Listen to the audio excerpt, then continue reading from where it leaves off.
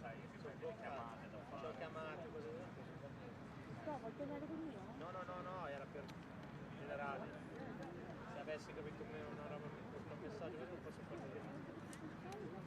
No, c'ho il power cut, c'ho il power. Sì. No, io sono abruzzese di Pescara. Mettiamo le cose in chiaro. Sì. Questo ragazzo è Milano. Siete con l'idea che vivete a Milano. Dalla vita praticamente, beh, figurati. Yeah, but I might like to get into billions. Io lavoro sulla cassa, cioè non è neanche la possibilità di andare Yeah, I know.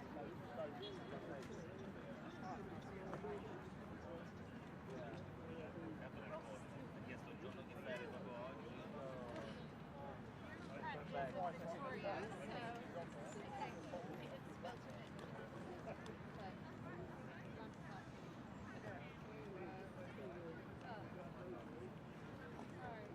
No milk or sugar, that's right.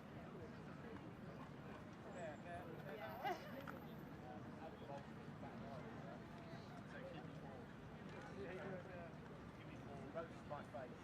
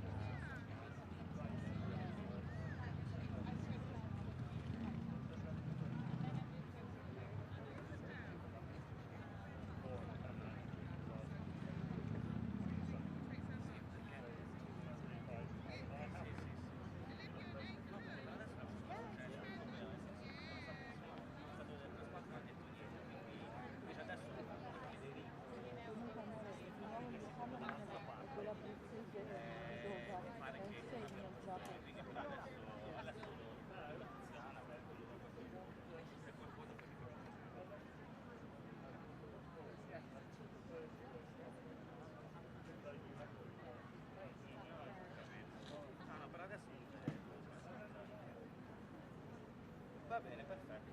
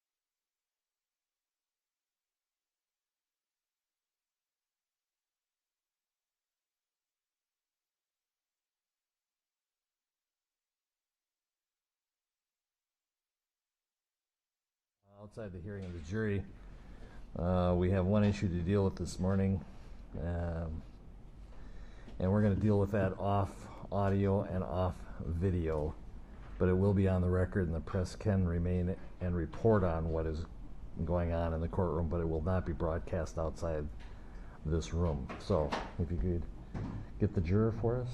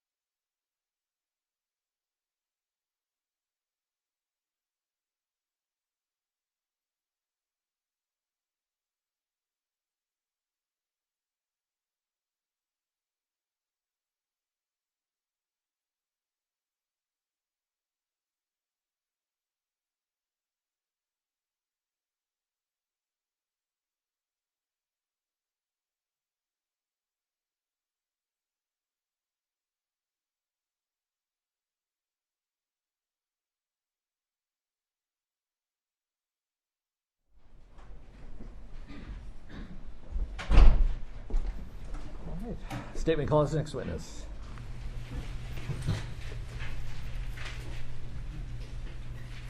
Good morning, Your Honor, Counsel, ladies and gentlemen. The state will call for their first witness, Dr. Lindsay Thomas.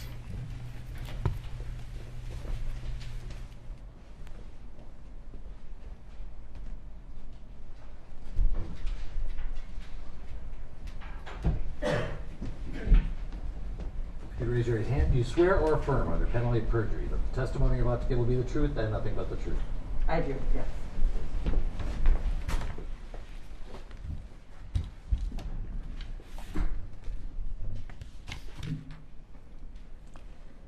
And Dr. Thomas, if you feel comfortable doing so, we'd ask you to remove your mask. I will keep mine on. I would love that, thank you.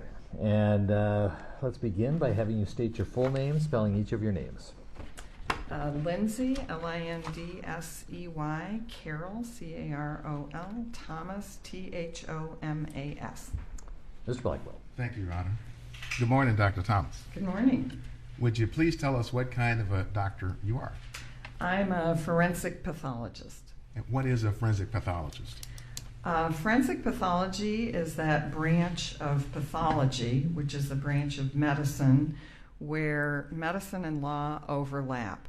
So it could be anything with a medical and legal component, could be toxicology.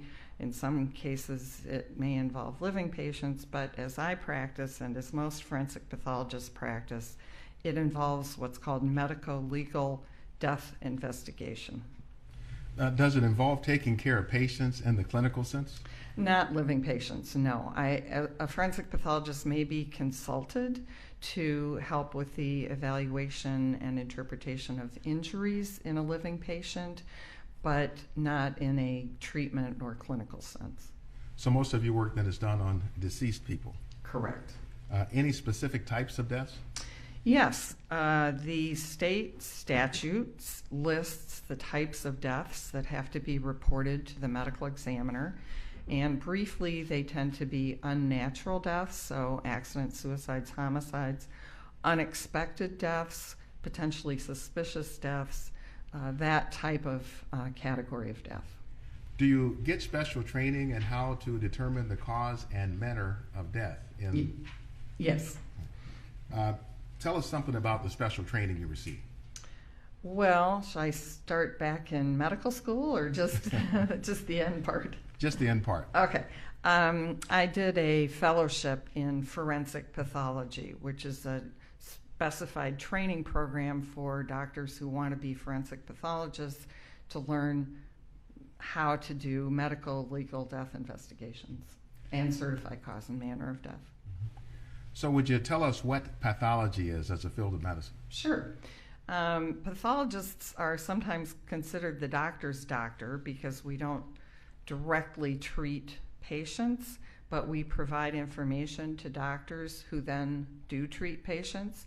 So, for example, if you've ever been to a lab and had blood drawn, that goes to a laboratory that is run by a pathologist, a clinical pathologist. So, blood count, chemistries, things like that. Or if you've ever known someone that had a biopsy and was diagnosed with cancer, that's the type of pathology that is done by an anatomic pathologist. So you'd look at tissue and under the microscope and make diagnoses.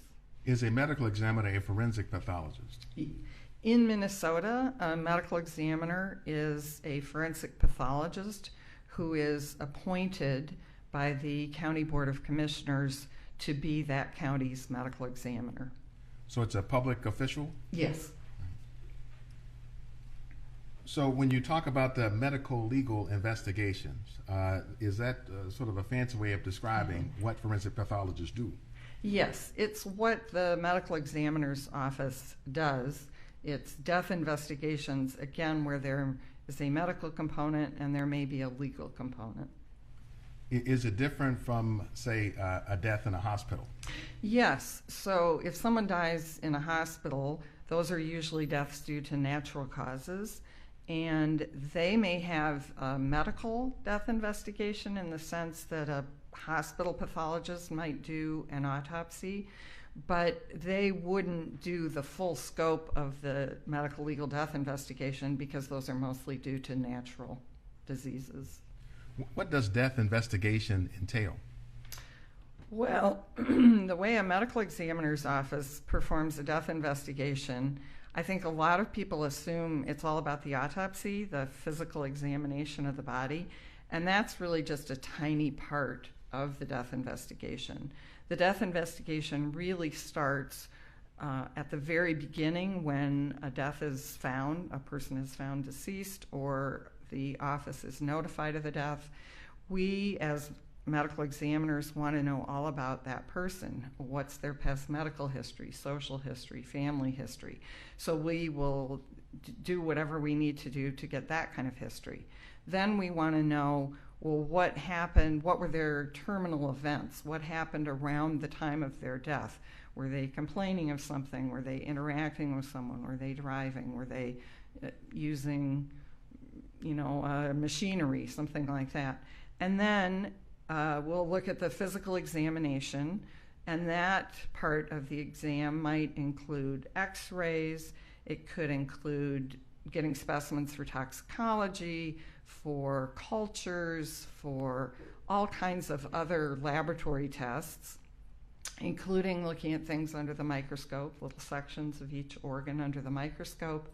So that's the physical exam part. Then we'll look at the laboratory results. So that would be usually toxicology, but as I say, it could be blood cultures, or more recently it's probably been a lot of COVID testing, that kind of thing.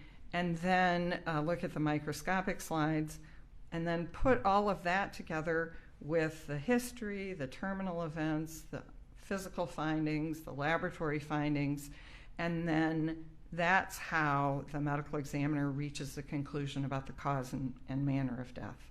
So all of that goes into a death investigation? Yes. Do you sometimes interview people also as a part of it? Yes, the investigators who go to the scene may talk to family members. We certainly will talk to medical providers to get someone's past medical history. We often will interview or talk with law enforcement officers if they were the people who responded. It could be paramedics, EMS, troopers, just depends on the case. I want to ask you about a phrase you use, terminal events. Yes. Could you explain to the jury what is a terminal event? Sure. So when we're investigating a death as medical examiners, as I mentioned, we want to know as much as we can about this person leading up to their death, because that often, how they lived, will provide us information about how they died. When I'm talking about terminal events, I'm talking about what happened in the period of time around their deaths, shortly leading up to their death. So, for example, he was out shoveling snow, he came in, clutched his chest, and fell over. That would be an example of a terminal event. Or we know someone was driving a car and went off the road. That would be what the terminal events were. Do you also rely on training and expertise on how injuries occur?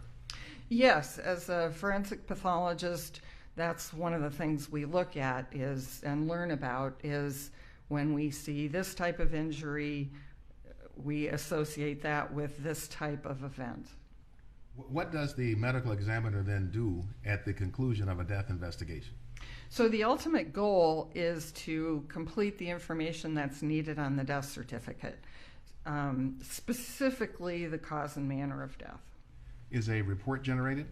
Yes. What's the nature of that report? Well, one of the main reports that's generated would be considered the autopsy report, and that's the report of the physical examination. But ultimately, the death certificate is kind of the final report. Now, you told us as a forensic pathologist, you don't treat living patients. Right. So if we wanted to have a discussion, for example, about measuring lung volumes or air reserves in someone, that wouldn't be your bailiwick as a medical examiner? That would not be me, no. By the time I see them, none of that applies, yes. Right. So Dr. Thomas, are you currently employed? I work, I'm kind of semi-retired. I do consulting, and then I work part-time at medical examiners' offices in Reno, Nevada, and Salt Lake City, Utah. Reno and Salt Lake City, Dr. Thomas? They're places I really like the way the office runs, and I like still to be involved as a medical examiner. And pretty good places to hike. And good places to hike, yes. So where did you do your work before you were semi-retired?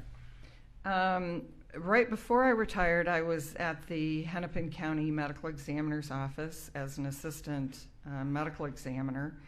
And do you want me to go before that? Yes, if you could tell us your work experience as a medical examiner, forensic pathologist. Sure. Initially, I started after my training at the Hennepin County Medical Examiner's Office, working as a deputy and assistant, then assistant medical examiner, and I was there for many years. And then in 1997, I joined the Minnesota Regional Medical Examiner's Office that was based in Hastings. And then I was chief of that office for 13 years.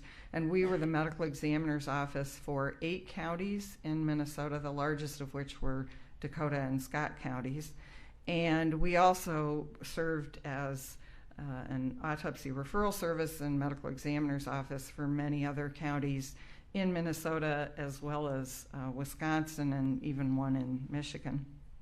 And then when our office outgrew that space, Dakota and Scott counties merged with Hennepin County, and that's why then I came back to Hennepin County. So over how many years have you performed work or services as a forensic pathologist? Let's see, 37 now, 36. And in Minnesota, how many counties? Oh, gosh. Well, I've been the direct medical examiner for 8 counties. I've worked in offices that have been consultant to dozens of other counties. And have you also performed those services in parts of Wisconsin? Yes. When did you stop working at the Hennepin County Medical Examiner's Office? It was early 2017. I retired from Hennepin County. And how many autopsies would you estimate you have performed over your career? Probably about 5,000 that I myself did, and then hundreds, maybe 1,000 more where I assisted someone else, or I supervised, or I participated in some way. So in 5,000 or so cases, you've determined the cause and manner of death? Well, actually way more than that, because as medical examiners, we don't just certify the cause and manner of death for the cases that we do autopsies on. There are numerous other cases that get reported by law to the medical examiner's office where we don't do a physical examination. So, for example, an elderly person falls in a nursing home and gets a hip fracture and then dies a couple months later. That death has to be reported to the medical examiner's office. We will investigate that death by looking at the medical records and doing all of what I talked about, getting family input and medical provider input, but we generally will not do a physical examination, but still, by law, we have to sign the death certificate. So you're still determining then the cause and manner of death? Right. We're just not using a physical examination as part of it. And using the medical records primarily? Yes. Dr. Thomas, are you licensed presently? Yes, I'm licensed in Minnesota, Wisconsin, Tennessee, Nevada, and Utah. Do you also hold any board certifications? Yes, I'm board certified by the American Board of Pathology in anatomic pathology, clinical pathology, and forensic pathology. Have you worked with any professional organizations over the years related to forensic pathology? Yes, I've been a member of many different organizations. Minnesota Medical Association, American Medical Association, College of American Pathologists, American Academy of Forensic Sciences, and then I've been on the board of the Minnesota Coroners and Medical Examiners Association, probably 30 plus years. And then I'm a member of the National Association of Medical Examiners, and I was on that board and a member of their executive committee for a number of years. And that goes by the acronym NAME, N-A-M-E? Yes. What does NAME do? Well, they're the professional organization of medical legal death investigators, specifically forensic pathologists, medical examiners. And as an organization, they provide support to medical examiners, they provide information, they provide guidelines, an accreditation program, an inspection program, lots of ways of assisting medical examiner offices. Dr. Thomas, have you done any teaching? Yes. Tell us about that. I have been a clinical instructor here at the University of Minnesota Department of Pathology. I've done lots of law enforcement training through the Bureau of Criminal Apprehension here in Minnesota, as well as, oh my gosh, teaching everything from middle school science students through high school and college and all kinds of professional groups, whether it's other forensic pathologists, other law enforcement, you name the organization that comes into contact with death investigation, and I've probably talked to some of them at some point. Do you have any publications? That hasn't been a main focus of my career, but I have several, and early on was involved in an autopsy protocol that was ultimately published by the United Nations that's still in use. So let's switch topics and talk about your experience testifying in courts. Have you testified before in a court? Yes, probably over 100 times. And is that predominantly in your role as a medical examiner?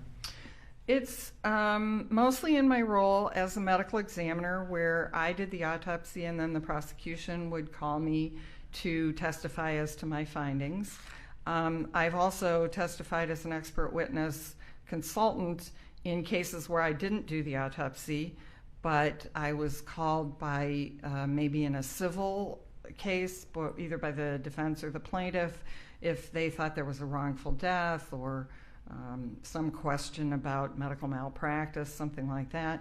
And then I've also been consulted and testified in cases at the request of the defense, again, not where I did the autopsy, but where I reviewed someone else's work, and then I consulted with the defense or testified. And have you testified in Minnesota courts? Minnesota, Iowa, Wisconsin, North Dakota, South Dakota, Pennsylvania. I think those are the ones. Mm-hmm. So Dr. Thomas, are you being paid for your time and services in this case? No. Could you tell us about that? How does it come about that you're not being paid for your time and services in this case? Well, I didn't ask to be paid. And so did you reach out to the state, or did the state reach out to you? No, you reached out to me. And, I knew this was going to be important, and I felt like I had something to offer, and I wanted to do what I could to help explain what I think happened. Mm-hmm.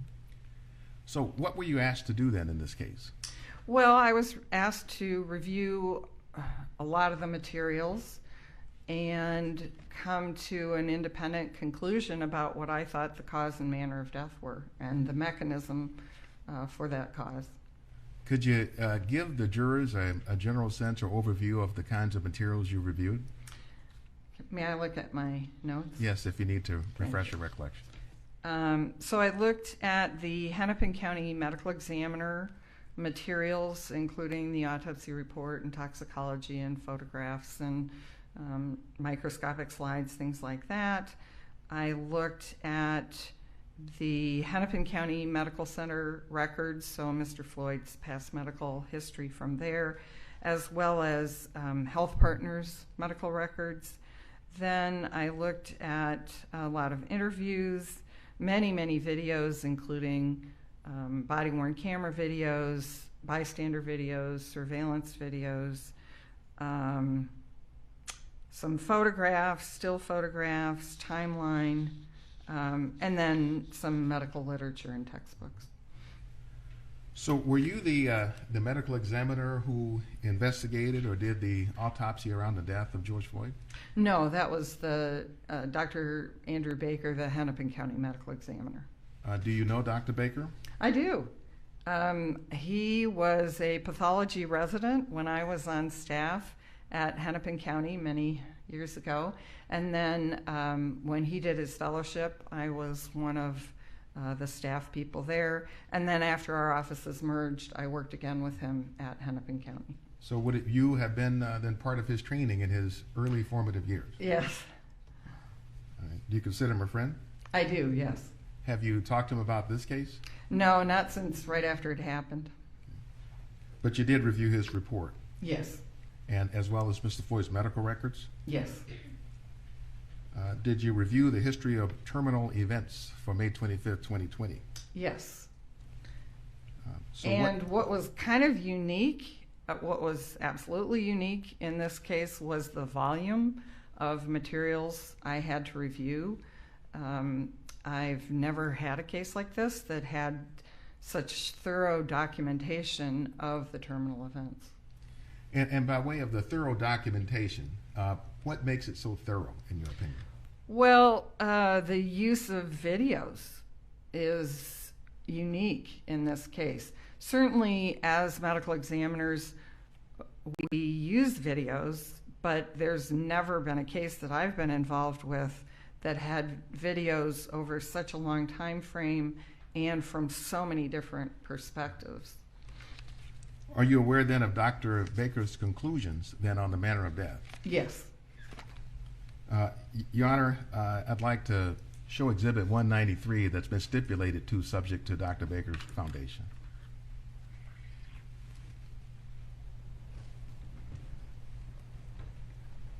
So first, Dr. Thomas, what do we see here on Exhibit 193? This is a copy of the certificate of death of Mr. Floyd. Okay. And so, Brett, if we could kind of highlight just through the word underlying.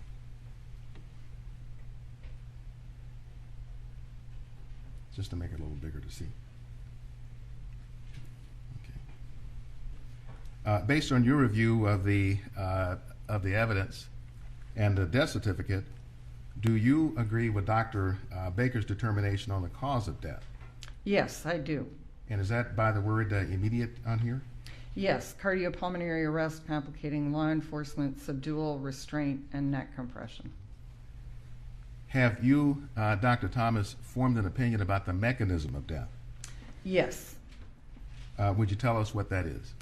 In this case, I believe the primary mechanism of death is asphyxia or low oxygen. So we'll come back to the mechanism in just a minute. Can you explain to the jury what this cause of death means and why you agree with it? Well, it's kind of in two parts. So there's the cardiopulmonary arrest, which it doesn't provide a lot of additional clarifying information because in a way everyone dies of when your heart stops and your lungs stop. That's cardiopulmonary arrest. But as a forensic pathologist, I would use cardiopulmonary arrest when to differentiate it from a cardiac arrest. So this is not a sudden cardiac death, a sudden cardiac arrhythmia. This is a death where both the heart and lungs stopped working. And the point is that it's due to law enforcement, subdual, restraint, and compression. That is kind of what ultimately is the immediate cause of death, is the subdual, restraint, and compression. And just so it's clear for the jurors, does cardiopulmonary arrest mean heart attack? No. Does it mean fatal arrhythmia as a primary cause of death. No, It simply means that the heart stops and the lungs have stopped. correct. It's another way of simply describing death itself. Right.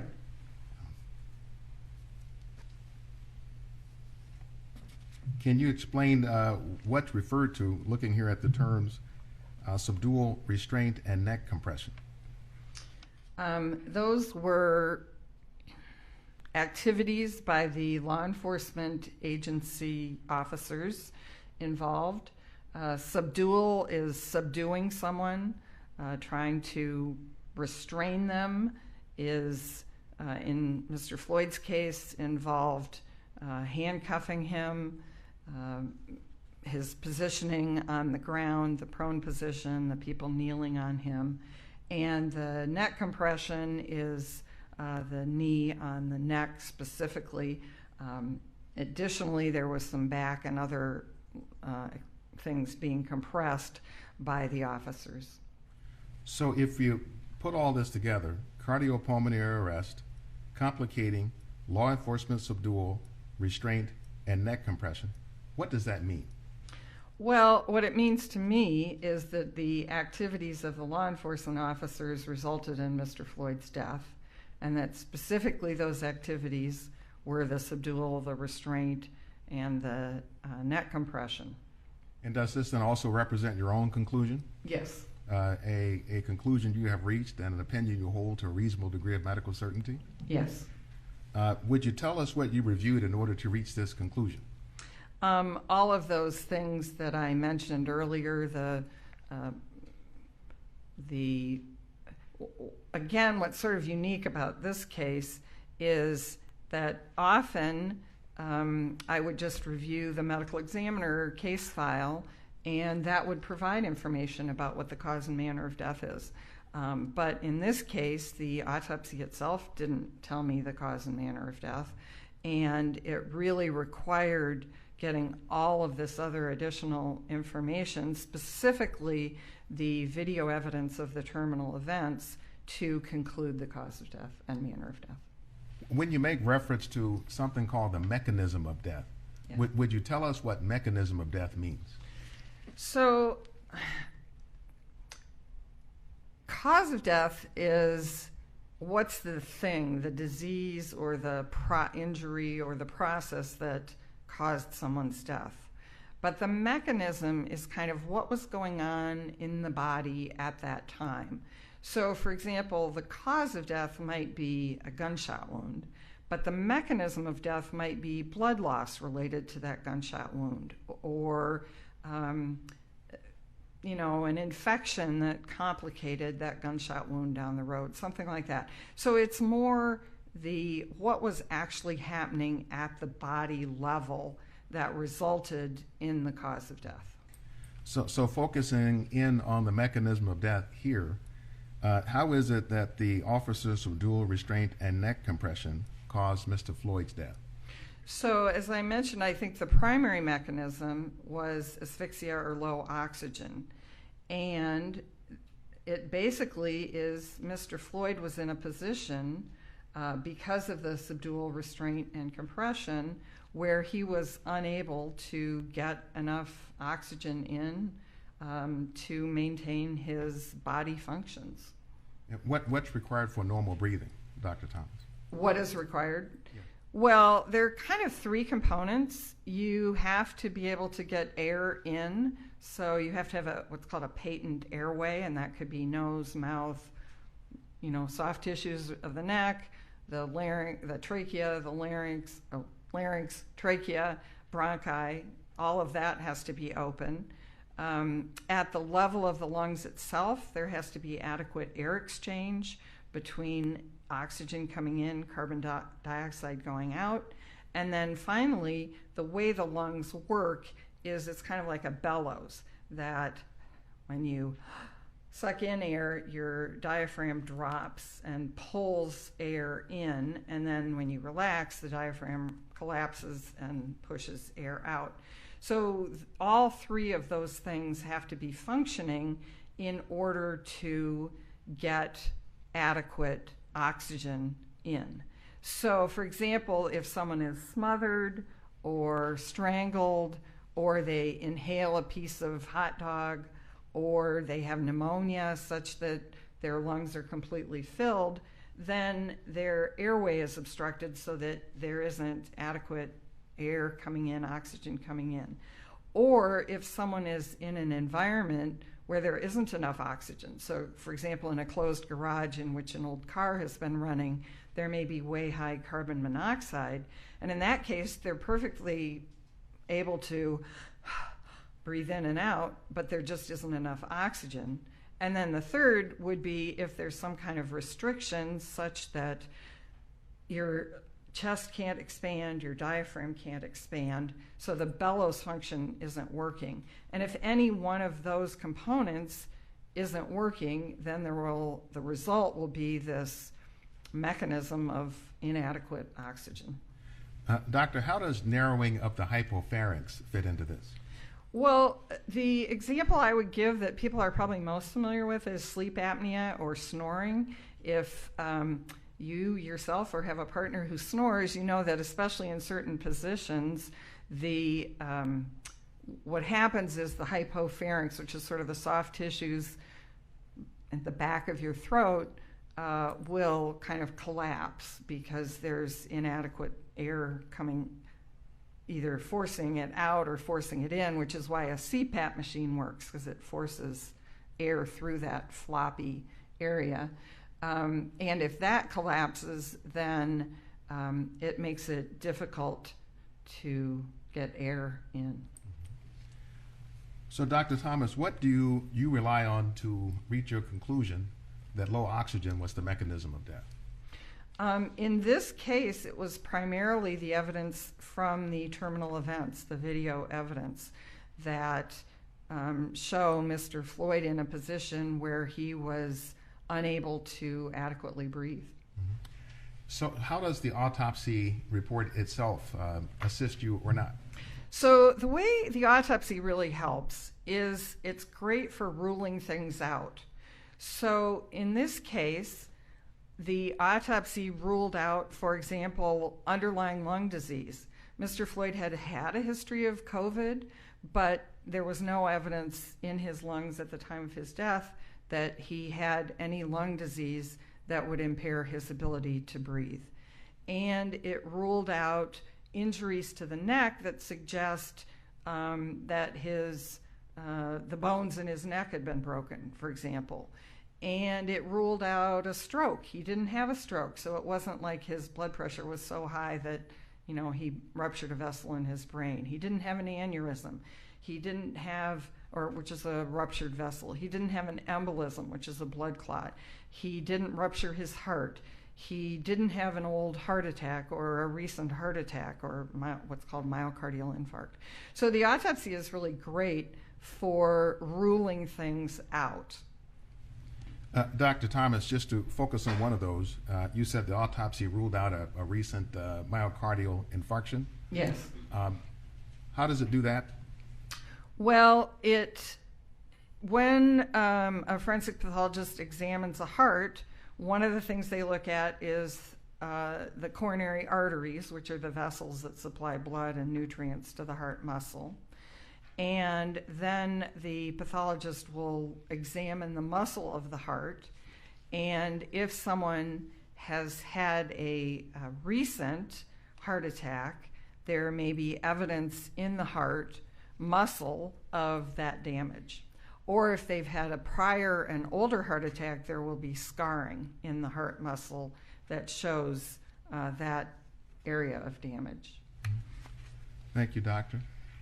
Is it normal as a part of your death investigation then to seek out and to look at the video? Yes. Oh, yes. In this case, is there any particular video footage that struck you as more significant than others from what you saw? Oh, gosh, this case, there were so many. The body-worn camera videos were very instructive because they started, and the cup foods video, because they showed how Mr. Floyd was behaving long before law enforcement interaction. Then the body-worn cameras show the early interactions before there was any of this subdual restraint and compression. And then they show the interactions during the subdual restraint. The bystander videos are really instructive, as well as the surveillance videos from the scene at showing kind of during the time of the restraint. So there were lots, I would say. So in terms of the video footage then either ruling in a cause or ruling out a cause, how did it inform your assessments about the cause of death, having looked at the video? Well, it helped me rule in a cause and also rule out causes, I would say. So did it help you determine whether this was what I might refer to as a lights out kind of death, a sudden death? Right. So what I observed from all of these videos is this was not a sudden death. Mr. Floyd did not, it's not like the snow shoveling where I told you somebody comes in, collapses and, you know, clutches their chest and falls over. There was nothing sudden about his death. So that's what I would have expected if it was a cardiac arrhythmia or abnormal beating of the heart. Typically those are someone really falls over pretty quickly, and this was not that. Likewise, it was not the type of death that has been reported in fentanyl overdose, for example, where someone becomes very sleepy and then just sort of gradually, calmly, peacefully stops breathing. This was not that kind of a death. So I felt comfortable ruling out those as causes of death. And then on the flip side, I could clearly see from watching the video what happens to Mr. Floyd during this subdual restraint and compression, and what happens to his breathing is it gradually becomes more difficult and then stops. Doctor, tell us, what is the bellows function? Well, it's what your diaphragm does along with the muscles in between your ribs. So when you take in a deep breath, what's happening is your rib cage is expanding, and that then forces the lungs to open up, and that's what draws air in. So it's when someone is intubated in like surgery or something, it's sort of the opposite of that, because your diaphragm is paralyzed, and so somebody has to force air in. But under normal breathing circumstances, it's the bellows, it's the pulling air in. So what did the video tell you? What did you see in it that had to do with the bellows function? Right. Well, Mr. Floyd is in a position, so first of all, he's prone or sort of slightly with his head to the side, and he has his arms handcuffed behind his back. So that's already a bit of a difficult position to be in, the prone and handcuffed. And then with, at times, at least 3 officers on top of him, whether it's his neck or his back or his lower back or legs, it prevents him from moving his body into a position where he can adequately use the bellows function. And his chest is sort of compressed in this position in such a way that he can't adequately expand and get enough oxygen in.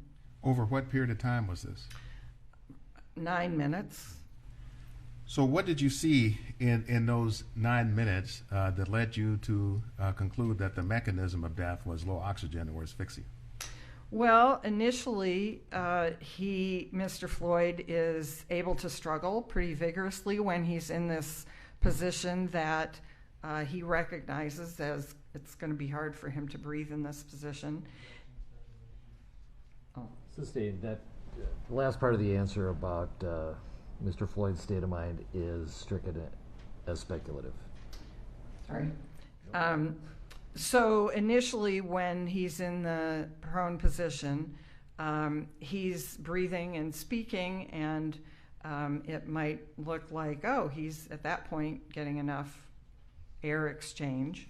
But over time, you can see that his breathing is getting more and more difficult, and he's saying less and less. And then about halfway through the whole restraint, subdual, compression process, he stops breathing. Well, he first stops speaking entirely. And then again, shortly after that, there's a movement that I believe is what's called an anoxic brain reaction, which is, it looks like kind of a twitch. It's something that the body does when the brain no longer has enough oxygen. So that's the point at which you can tell by looking, oh, that's where he no longer is getting enough oxygen to his brain. And then the restraint and subdual and compression continue for many minutes more. Even after someone checks and says, oh, there's no pulse, they maintain the position. So at that point, his heart has also stopped. So he's stopped breathing and his heart has stopped. So doctor, you mentioned an anoxic, A-N-O-X-I-C? Yes. Anoxic brain reaction? Yes. Is that also known as an anoxic seizure? Yes. Is that something that a person does consciously and voluntarily? Oh, no. No, it's something that your body just does when your brain doesn't have enough oxygen. It's why in lots of cases, people who are witnessing someone die will say, oh, they had a seizure and died. Well, no, what's actually happened is they've basically died. Their brain doesn't have enough oxygen, and then they had this muscle twitch that may look like a seizure. So can we go back to Exhibit 193, and I want to ask you about, that's right in front of you, the other contributing conditions, if we could highlight that, Brad.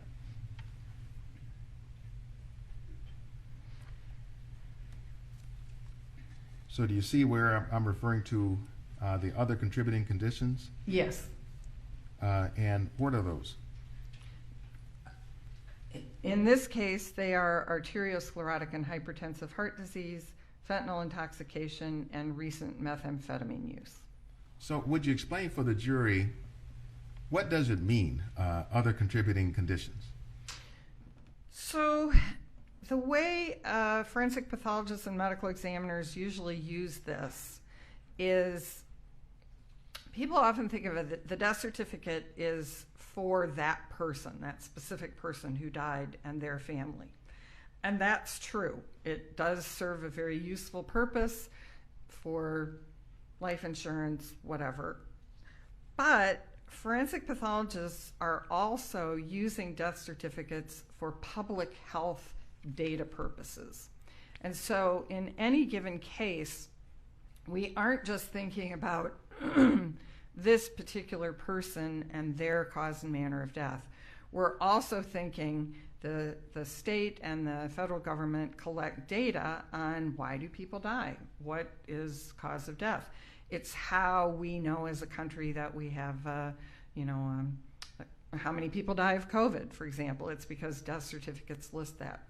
So one of the things that we use this other contributing conditions for is to list disease processes or drugs that are present at the time of death, but that we don't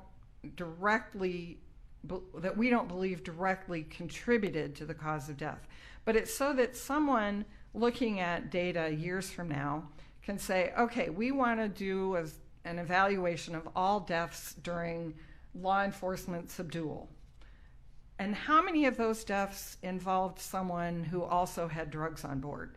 Because that may be something that is relevant then in trying to prevent these sort of deaths in the future, for example.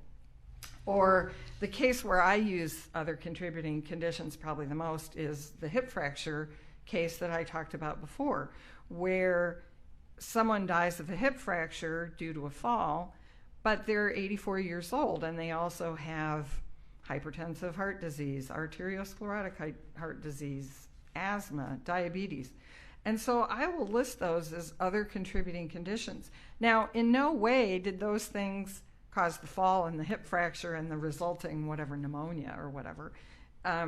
But again, someone from a data perspective might want to know, you know, of the 84-year-old women who die of hip fractures, what percentage of them have underlying heart disease? Because again, from a data collection standpoint, does that provide useful public health information that can be used in the future to try and prevent these deaths? So that's how I would view this. It's very long-winded, sorry. Sure. No, Dr. Thomas. So in understanding this is further, so other contributing conditions are conditions that may have contributed but were not the direct cause of the death. Exactly. Did you consider these other contributing conditions in your assessment of the cause and mechanism of death for George Floyd? Yes. And how did you consider them, first of all? Well, I wanted to look at each one and ask the question, is this the cause of his death?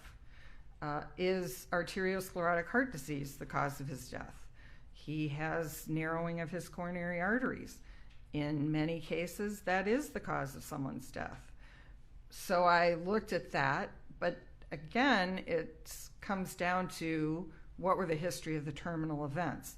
Does this look like the type of death we see, or is, you know, I'm not a clinician, so I don't see it, but as a forensic pathologist, I know from hundreds of families describing what happened at the time of death, that this death does not fit what has been described in someone who dies of a cardiac arrhythmia from arteriosclerotic heart disease. And likewise, hypertensive heart disease. Those tend to be cardiac arrhythmias, sudden cardiac deaths. This is not that kind of death. Likewise, fentanyl intoxication, as I described, and again, I don't treat patients, I don't see living people, but what I know from family members who describe deaths that then later turn out to be due to fentanyl, the death is slow, it's peaceful, they fall asleep, they may hear snoring or very heavy, deep breathing. There's no struggle. They just often are found just kind of slumped over. It's a very slow death. So again, totally different than what is seen in Mr. Floyd's death. Methamphetamine as a cause of death generally is, again, much more of a sudden death. It may cause a cardiac arrhythmia.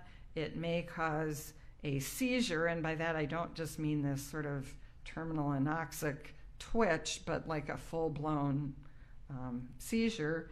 And again, looking from what I know about Mr. Floyd's death, because it's so well documented, that does not fit with a methamphetamine death.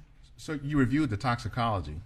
Yes, oh yes. How would you characterize the amount of meth in Mr. Floyd's system at the time? Well, it was there. It's not particularly high. Certainly in deaths that I have attributed to methamphetamine, it's been much higher. But it's not like there's any safe level of methamphetamine, but this was a very low level.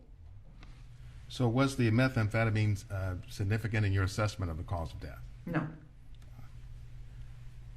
So then, based on your review of the video and application of your work experience and knowledge, did you rule out drug overdose as a cause of death? Yes. And that's an opinion you hold to a reasonable degree of medical certainty? Yes.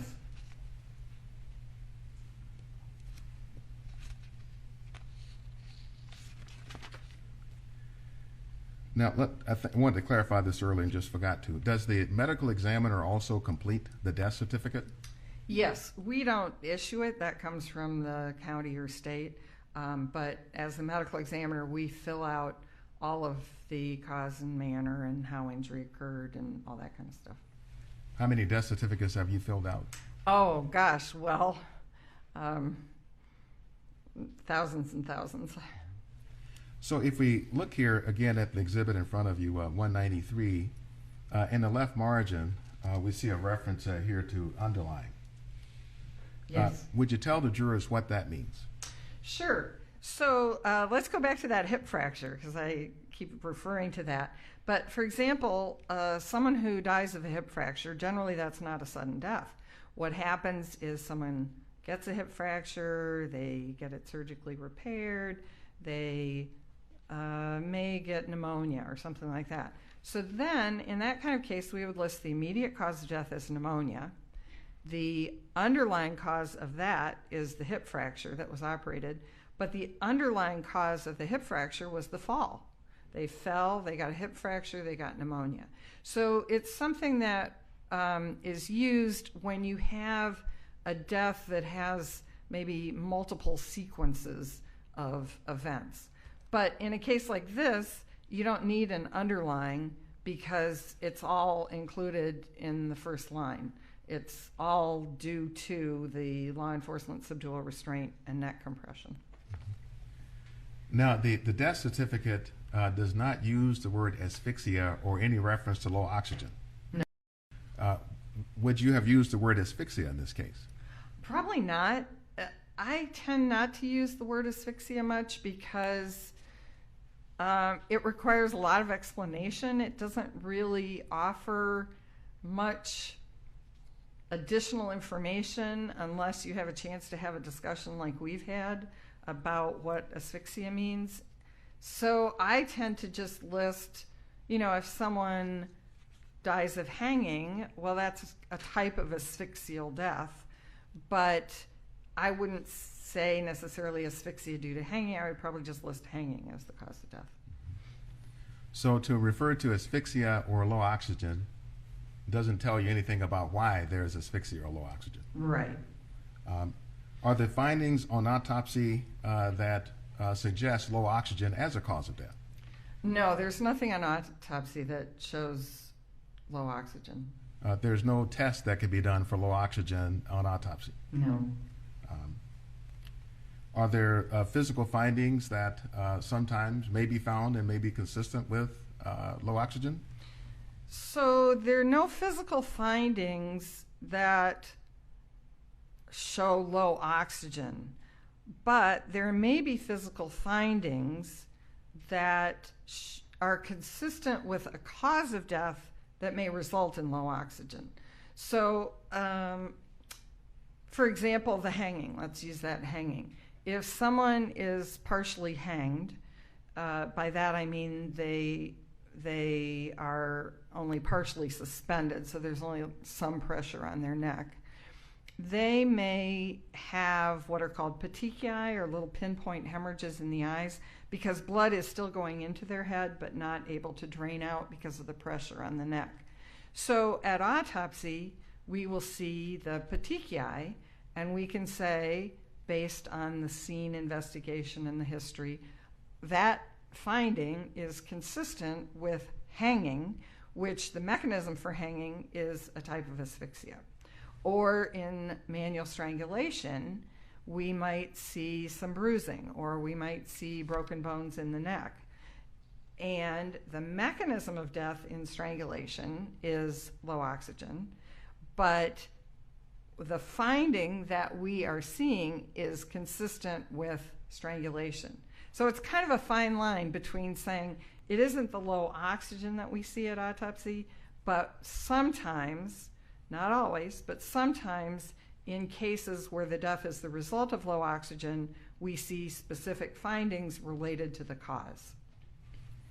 So if you then see petechiae, it could help to lead you to the conclusion that it was death by low oxygen.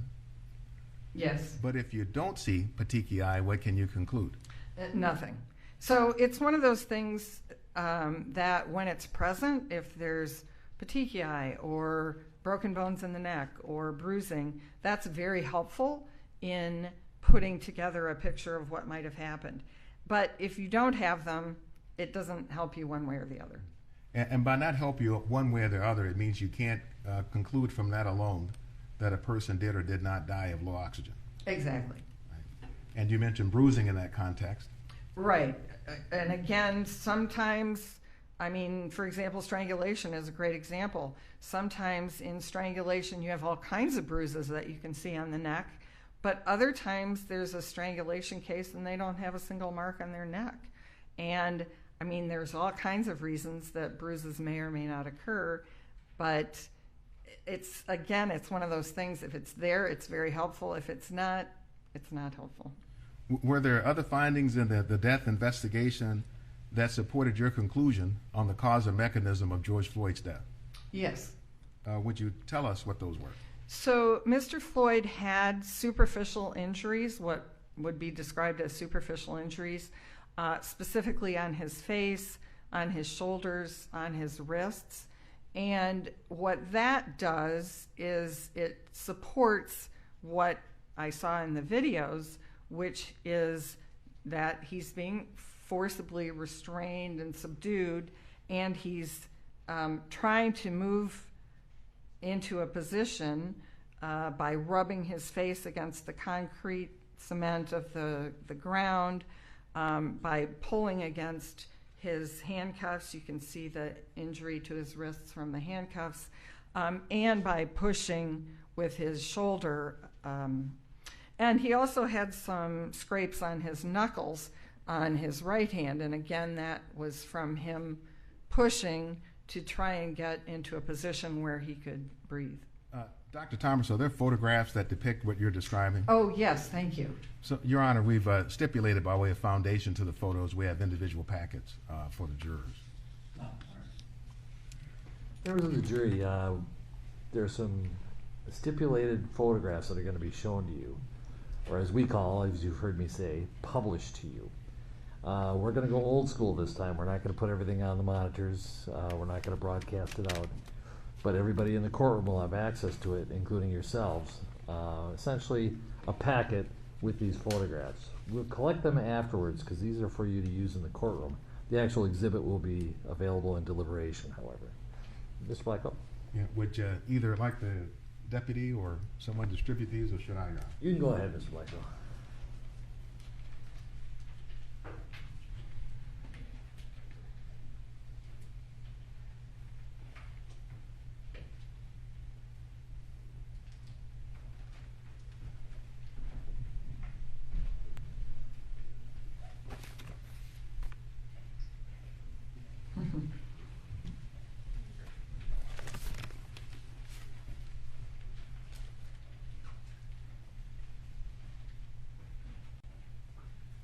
Before you look through them, you can take them out, but don't start looking through them until Mr. Blackwell resumes his examination.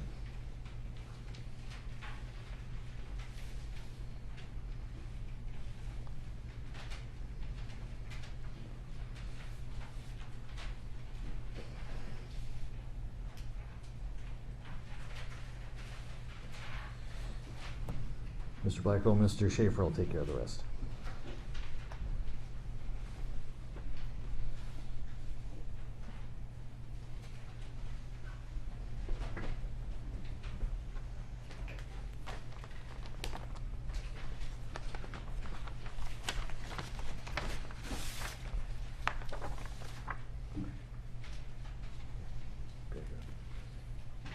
Give the rest of it.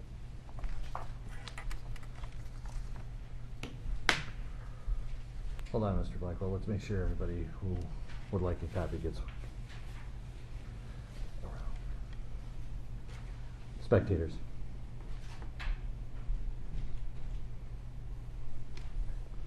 Spectators should each get a copy if they want one.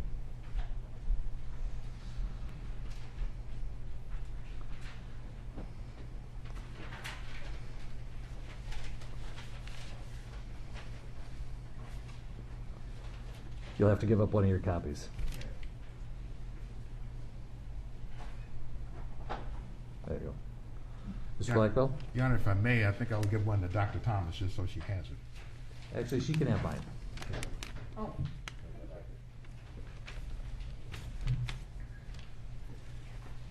That way Your Honor won't have to use the camera at all. So, Dr. Thomas, if we start with the exhibit that's marked 185. Yes.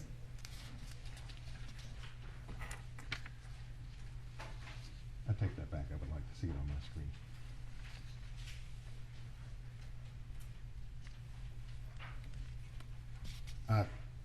Dr. Thomas, looking at Exhibit 185, what is significant in this photograph that informs your conclusions pertaining to the restraint and subdual as a cause of Mr. Floyd's death?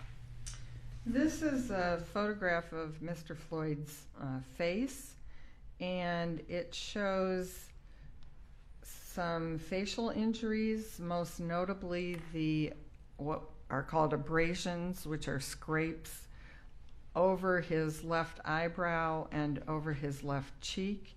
You can also see there's littler scrapes or small cuts on his nose and lip, upper lip, and then a little on the left side of his lower lip. But the main thing this shows is that the left side of his face was obviously in contact with some rough surface. Dr. Thomas, if we look at Exhibit 235, it may be a close-up of the same area.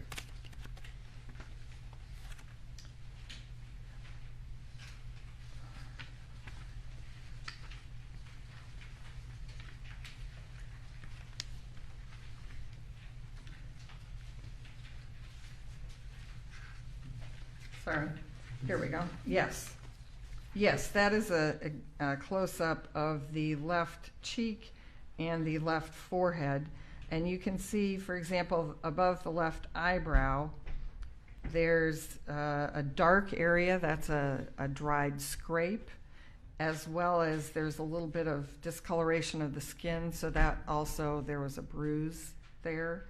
And then on his left cheek, you can see the dark area as well as kind of a lighter orange pink area, and those are, again, scrapes. The dark area is where a scrape has dried. And what does that tell you about the cause or mechanism of his death? It's consistent with the impression from watching the video that his face was on the ground and he was moving his face in an effort to get into a position where he could breathe. Let's look at Exhibit 188.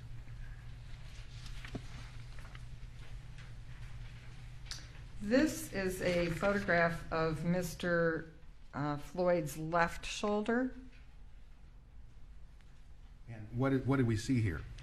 This, again, is an area of scrapes and indicates that there was some force between his shoulder and some rough surface, in this case the ground.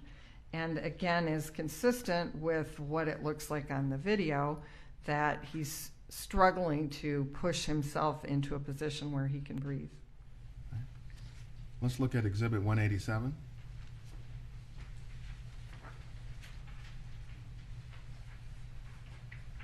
This is a photograph of his right shoulder, and again, you can see there's a little bit of discoloration, and then the skin is scraped. So there's less injury impact here, and that fits with, again, what you see in the video of which side was down and which side had more contact with the ground. Let's look at Exhibit 189.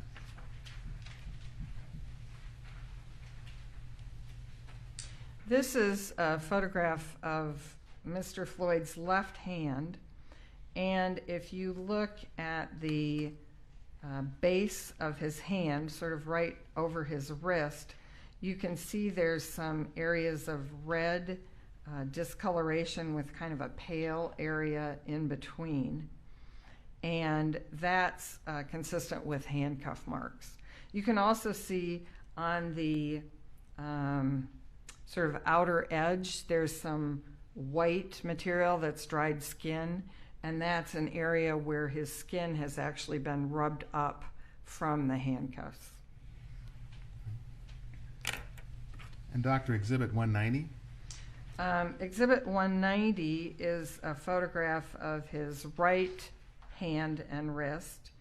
And again, in this case, you can see more clearly the sort of the double-lined discoloration above his right wrist that's consistent with the handcuff marks and indicates pressure against handcuffs.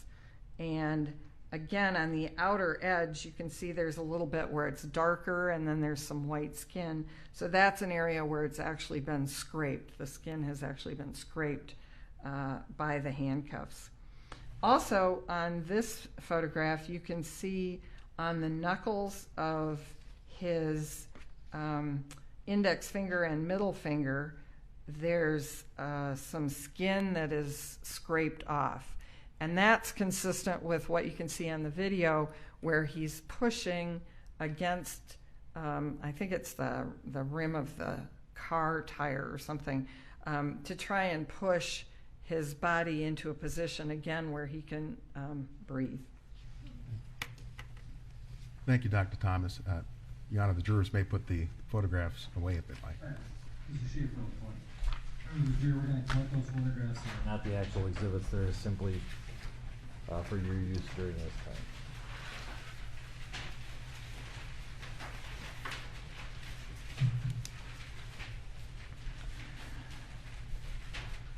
And we'll ask the spectators also to return the exhibits. You can keep yours. Counsel can keep theirs.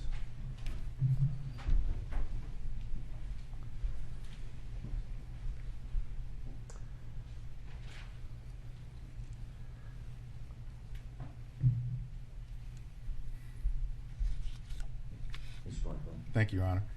So Dr. Thomas, having looked at this physical evidence from the autopsy, was that evidence in of and by itself conclusive? No. There are multiple ways that scrapes and bruises can happen.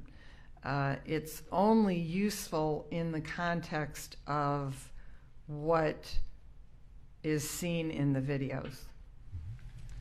Was there any evidence to suggest that Mr. Floyd was suffering from a potentially fatal condition on the evening of May 25th, 2020? No. Do you have an opinion, to a reasonable degree of medical certainty, if Mr. Floyd would have died that night had he not been subject to the subdual and restraint of the police? There's no evidence to suggest he would have died that night, except for the interactions with law enforcement. Now, were there other mechanisms that you felt contributed to Mr. Floyd's death? Yes. Could you generally characterize what those were? Sure. So I think a secondary mechanism in this case is what I refer to as physiologic stress.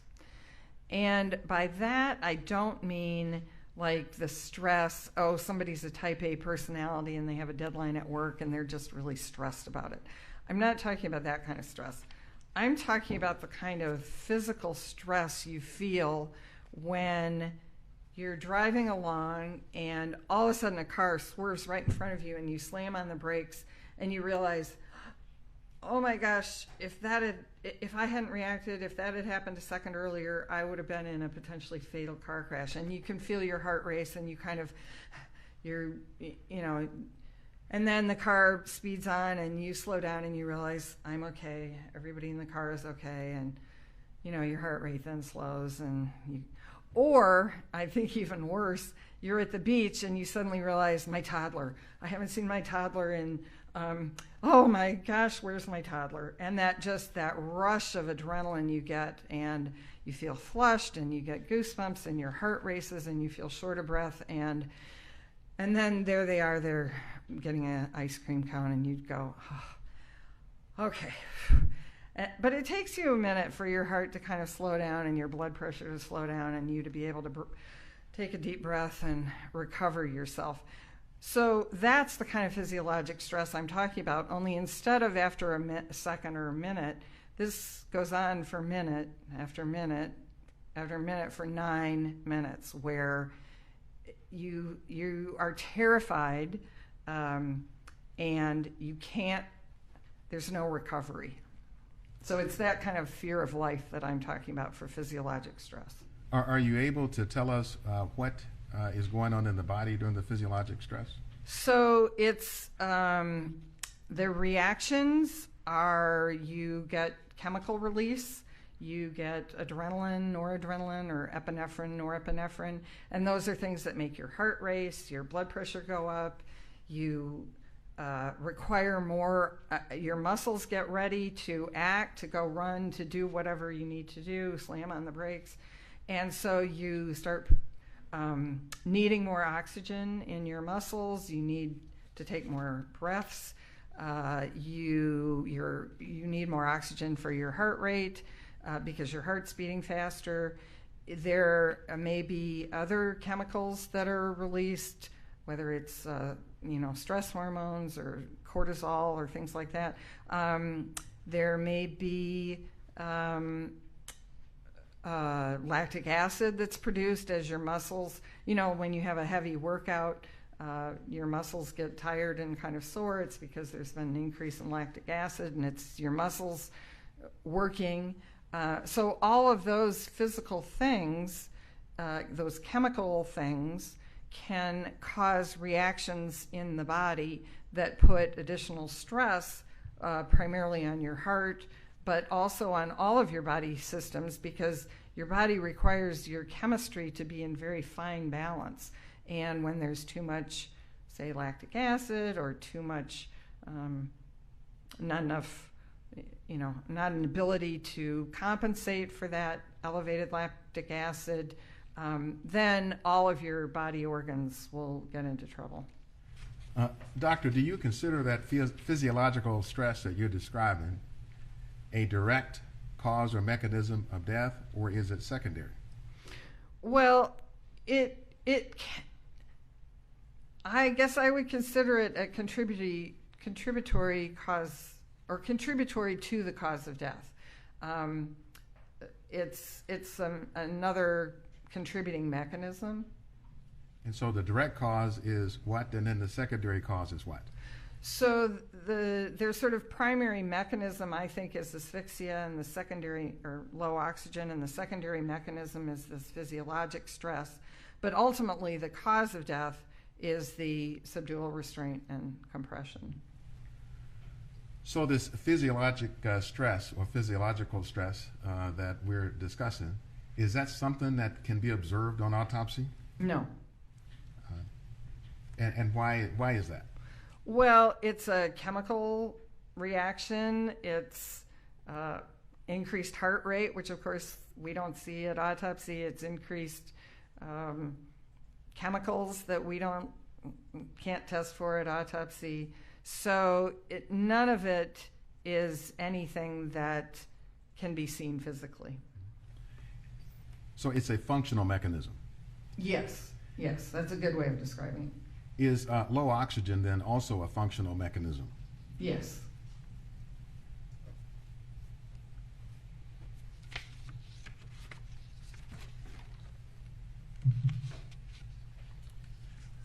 So could you tell us how you felt that the physiological stress was significant to your conclusion on the cause of Mr. Floyd's death?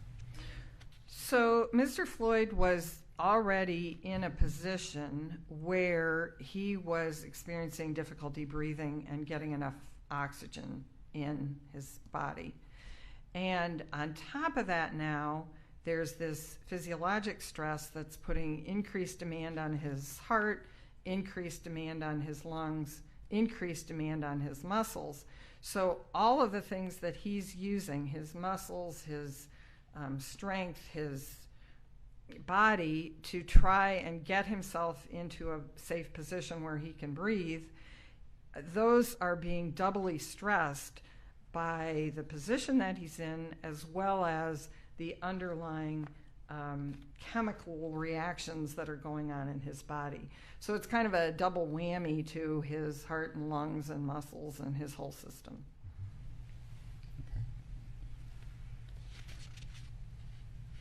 So, Dr. Thomas, I want to show you Exhibit 194. Again, Your Honor, that's been stipulated to, subject to foundation later. First, Dr. Thomas, can you tell us what this is? This is a press release that was put out by the Hennepin County Medical Examiner's Office at the time they certified the cause and manner of death of Mr. Floyd. And is it your understanding that the medical examiner's office generates this type of a press release report in certain cases? Yes. So there's a section in the press release report that refers to manner of death. Yes. Let's see if we can highlight that. And we see the word there, homicide. Yes.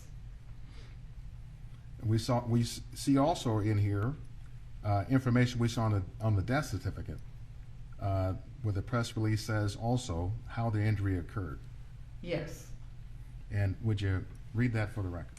How injury occurred: decedent experienced a cardiopulmonary arrest while being restrained by law enforcement officers. Again, you agree with that? Yes. So let me show you what's marked as Exhibit 918. And homicide is a manner of death, isn't it? Yes. And would you explain to the jurors a little bit about what it is medical examiners look to when they're trying to determine manner of death? Sure. So unlike cause of death, which could be anything, we only have 5 options for manner of death. So a death can be natural, meaning that all of the conditions that contribute to the death are due to just innate processes. Could be cancer, could be heart disease, something like that. Second category is an accident, and that would be something like a motor vehicle crash or an unintended drug overdose. Third category is a suicide, which is death at one's own hands, with at least probably some element of intent. The fourth category is homicide, and that means death at the hands of another. And then the fifth category is undetermined, and that means generally we don't have enough information about this type of death to make a determination to fit it into one of the other categories. So for example, we talked a lot about terminal events early on, and in some cases we have no idea what the terminal events were because the person is just found dead in their residence. And we don't know, because they've been alienated from family, we don't know, were they saying they were going to take their lives? Did they have a prolonged history of using drugs? Did they just get out of prison? You know, we're unable to get enough information to sort it into, was this an accidental death or was this an intentional suicide death? And so that would be an example where we might use undetermined, where we just don't have enough information. So Dr. Thomas, if you look then at the screen in front of you, does this depict or show the manners of death? Exactly. And homicide is highlighted, reflecting what Dr. Baker found. Yes. And do you agree with that finding? Yes. In the case of George Floyd. Your Honor, we offer Exhibit 918. Any objection?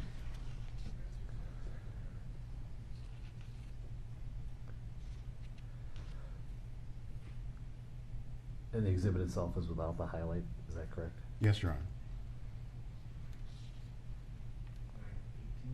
Yes.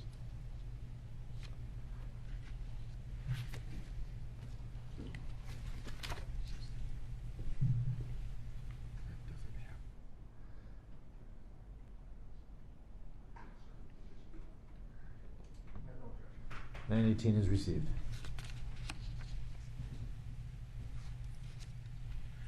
For the ladies and gentlemen of the jury, these are the 5 manners of death that you were describing, Dr. Thomas? Yes. And we've highlighted homicide to reflect what Dr. Baker found and that you agree with. Yes. Is there any guidance given to medical examiners about how to select homicide as a manner of death? Yes. And, there is a guide that was published by the National Association of Medical Examiners that provides assistance in how to make a determination between these different. I want to show you what's been marked as Exhibit 952.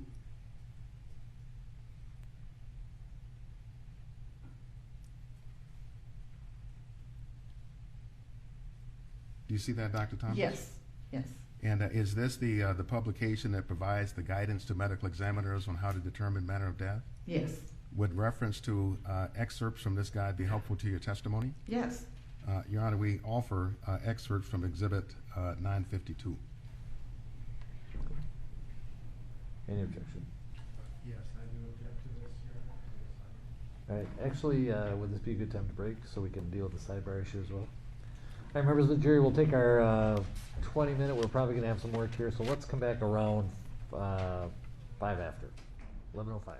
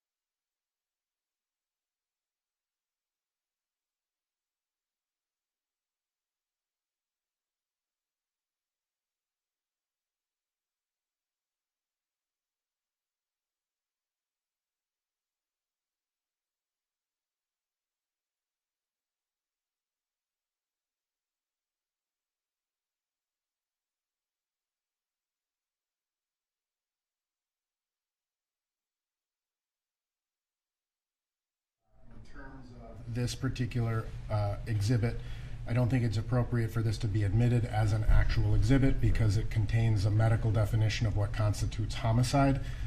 The jury, it's within the province of the jury in terms of the jury instructions that are ultimately provided to them to determine the legal definition of of this case. So in this particular instance, I think it would confuse the jury between the medical definition and the legal definition. I don't think it's appropriate for this to be admitted. Well, I can't see the whole exhibit in any case. All I see is the title page. Can you click to the next screen? Can you see that, Your Honor? All right, hold on.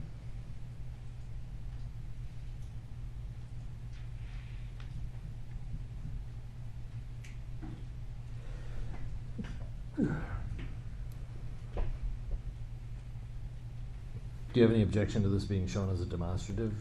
I don't have it as being a demonstrative, but going back to the jury as an actual exhibit. That's fine. I'll receive 952 as demonstrative so you can show it to the jury and have them follow along and have Dr. Thomas. I figured at some point you're going to do that with her or Dr. Baker. Yes. So that's fine. Okay, as a demonstrative, it is received. All right, 5 after, please.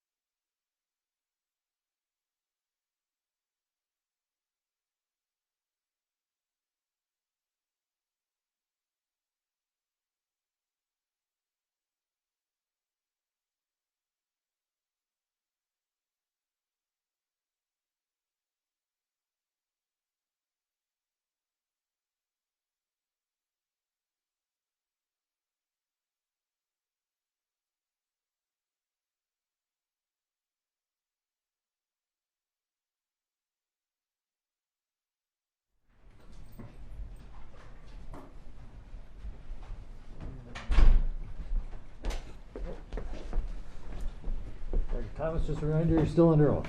Thank you. Mr. Blackwell. Thank you, Your Honor. Dr. Thomas, I want to briefly go back to Exhibit 918 that we discussed, and then we're going to resume our discussion on homicide after that. Just to clarify for the jurors what these various classifications are. If we talk about natural, you discussed that with us. As Yes. An example of a natural manner of death would be, for example, a heart attack. Yes. If we talk about an accidental cause of death, where would drug overdose fit in general as a cause of death? Usually drug overdoses are accidental unless there's evidence of intent, in which case it would be suicidal. So we know what suicide is. Yes. And undetermined. If the medical examiner can't tell which of these it is or what it is, then undetermined is what you would indicate. Exactly. So if the manner of death here has been determined to be homicide, does that, in your opinion as a medical examiner, rule out a death by accidental drug overdose? Yes. Now, Brett, let's go back to Exhibit 952. That's admitted for demonstrative purposes. So, Doctor, we were talking about the designation of homicide. Yes. And tell us what this guide is as relates to how we define homicide as medical examiners. Homicide is defined in its most broad sense as death at the hands of another. And it goes into more detail if we wanted to look at that. Yes. So if, but this is guidance given from the National Association of Medical Examiners to medical examiners. Exactly. And it provides guidance and guidelines on how to designate a manner of death as homicide. Yes. So Brett, if we could go to the next slide. So Doctor, could you read this in for the record? Homicide occurs when death results from a volitional act committed by another person to cause fear, harm, or death. Intent to cause death is a common element, but is not required for classification as homicide, more below. It is to be emphasized that the classification of homicide for the purposes of death certification is a neutral term and neither indicates nor implies criminal intent, which remains a determination within the province of legal processes. And you agree with this? Absolutely. It's a guideline you follow? Yes. And have you followed this kind of a guideline for the years you've been a medical examiner? Yes. Is there more guidance given from the National Association of Medical Examiner guidelines on what constitutes voluntary acts? Yes. If you could click one more, Brett. And so, Dr. Thomas, could you read this for us? In general, if a person's death results at the hands of another who committed a harmful volitional act directed at the victim, the death may be considered a homicide from the death investigation standpoint. And then, although there may not have been intent to kill the victim died because of the harmful intentional volitional act committed by another person. Thus, the manner of death may be classified as homicide because of the intentional or volitional act, not because there was an intent to kill. And when you agree with the conclusion that Dr. Baker reached of homicide, is this the definition of homicide that you're applying that we saw in these two slides? Yes. Thank you, Dr. Thomas.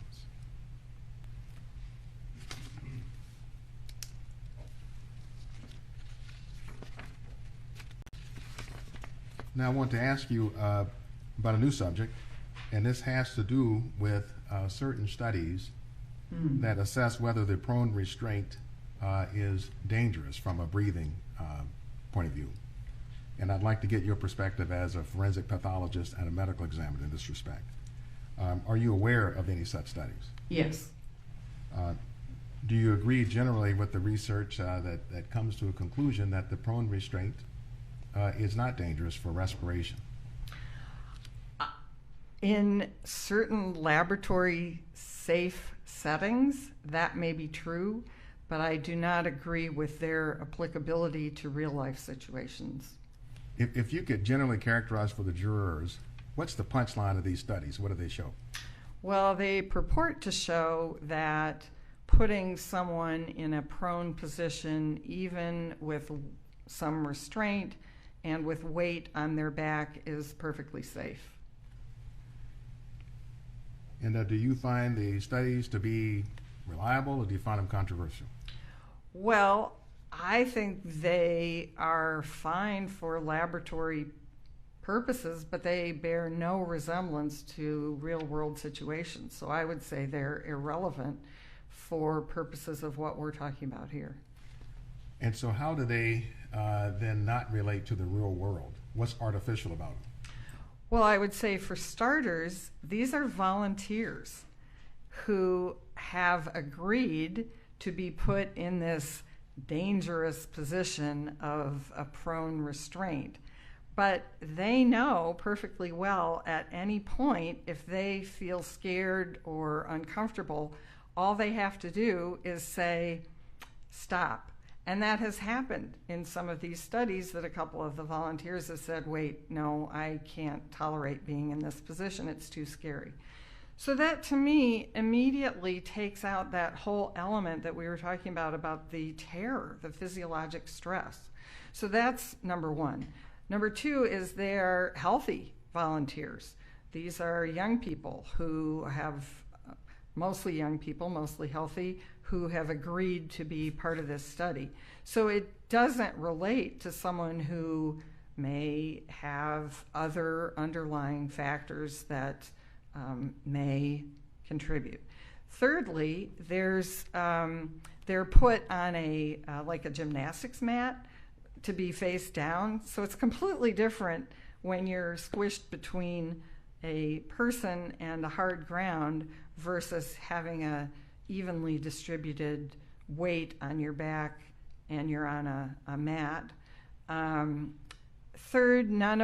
Fourth, I guess, and perhaps most significantly here, none of them went on and on and on beyond the point where the person stopped breathing and where their heart stopped. So they were being monitored the whole time, and if at any point they had significant respiratory or cardiac difficulties, the study would have stopped, and the person volunteering knew that. So to me, it bears no resemblance to what Mr. Floyd experienced. Did any of the studies involve a knee on the neck of any of the volunteers? No. Any of them go on for as long as 9 minutes and 29 seconds? No. Do you know if any of the studies actually measured the decrease in lung volumes as part of the study, that is, decrease in oxygen reserves? Not that I know of, no. So any relevance to George Floyd at all? Not in my opinion, no.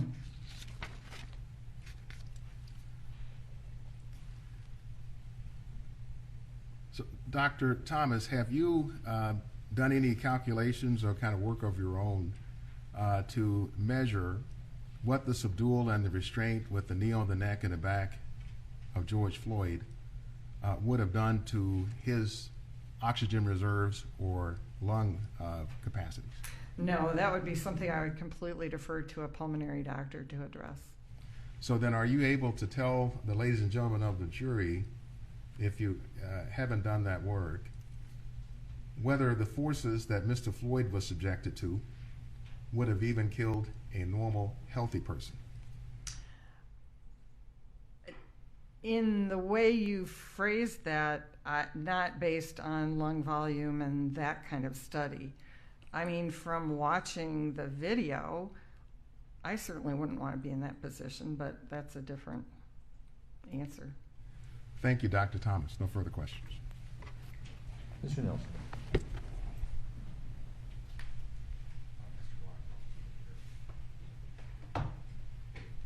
You don't want.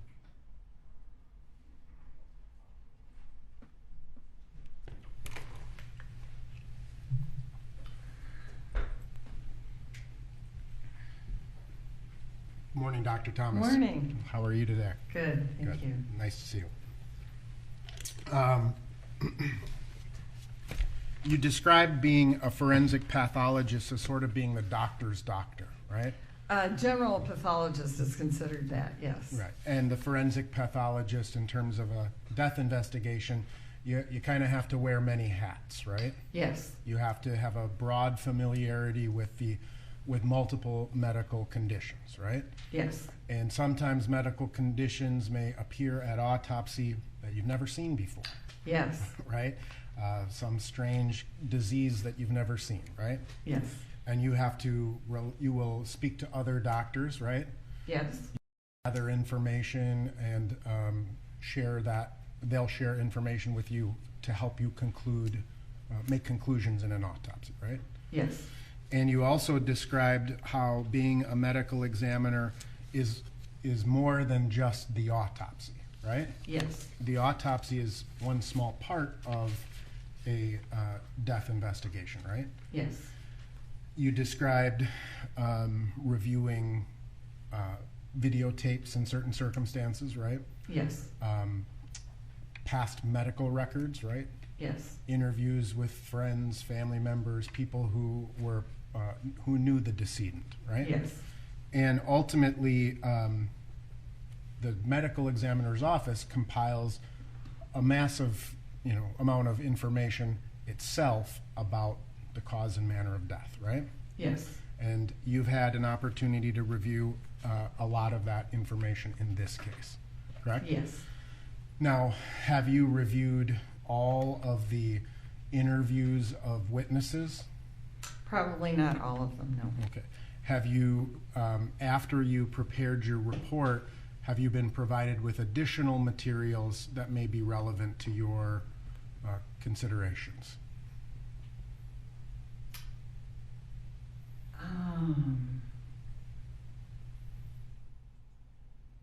Not that I can think of off the top of my head. Okay.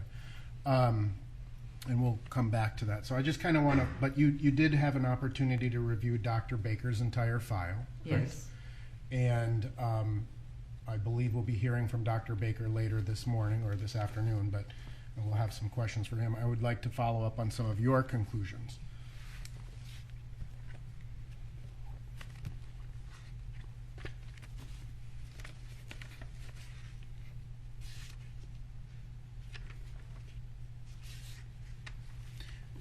There's a term used in Dr. Baker's autopsy, the cause of death, the term complicating. Yes. Can you define, medically speaking, what the term complicating means?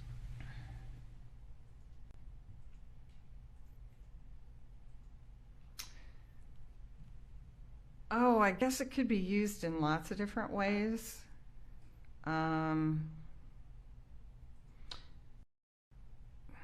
The way I would think of it in this setting is both things were present, that there was a cardiopulmonary arrest and that it was due to law enforcement, subdual restraint, and compression. I guess that's how I would consider it in this setting. Have you been provided with any information about Dr. Baker's opinions in this case? Nothing very specific. I mean, just what he put in the autopsy report and all of his conclusions.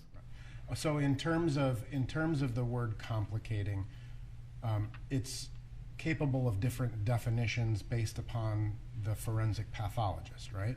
Yes. Right. And so you, as a forensic pathologist, may have a different interpretation of what complicating means compared to Dr. Baker, for example. Yes. And there's a reasonable degree of disagreement amongst, in any case generally, it's reasonable for doctors to disagree with each other, is it not? That sometimes happens, yes. All right. You did not perform the actual autopsy of Mr. Floyd, correct? Correct. And that was Dr. Baker who did that, right? Yes. And you know Dr. Baker well? Yes. And you know him to be a competent medical examiner? Yes. Right. He's the chief medical examiner for Hennepin County at this time. Yes. Now, you were provided again with all of the information from his report, and I would like to go through a few of the things with you. Let's talk about Mr. Floyd's heart first. Okay. What was the size of Mr. Floyd's heart as measured at autopsy? The weight of Mr. Floyd's heart was 540 grams. And would you explain, or would you describe that as an enlarged heart? I would say it's a slightly enlarged heart, yes. And there are some different measures of how to base an enlarged heart, or how to determine if a heart is enlarged, right? Right. By some categories, that heart would not be considered enlarged. So there's two, as I understand it, two different kind of primary measurements, or primary ways of comparing Mr. Floyd's heart to determine if it's enlarged, right? The Molina studies and the Northwestern studies. Oh, I see. There's probably multiple ways of looking at heart weights. I mean, those are two of them. There's the study from the Mayo Clinic. There's one in Europe. There's lots of ways of analyzing. But ultimately, based on all of your information, you would agree that Mr. Floyd's heart was slightly enlarged, right? Yes.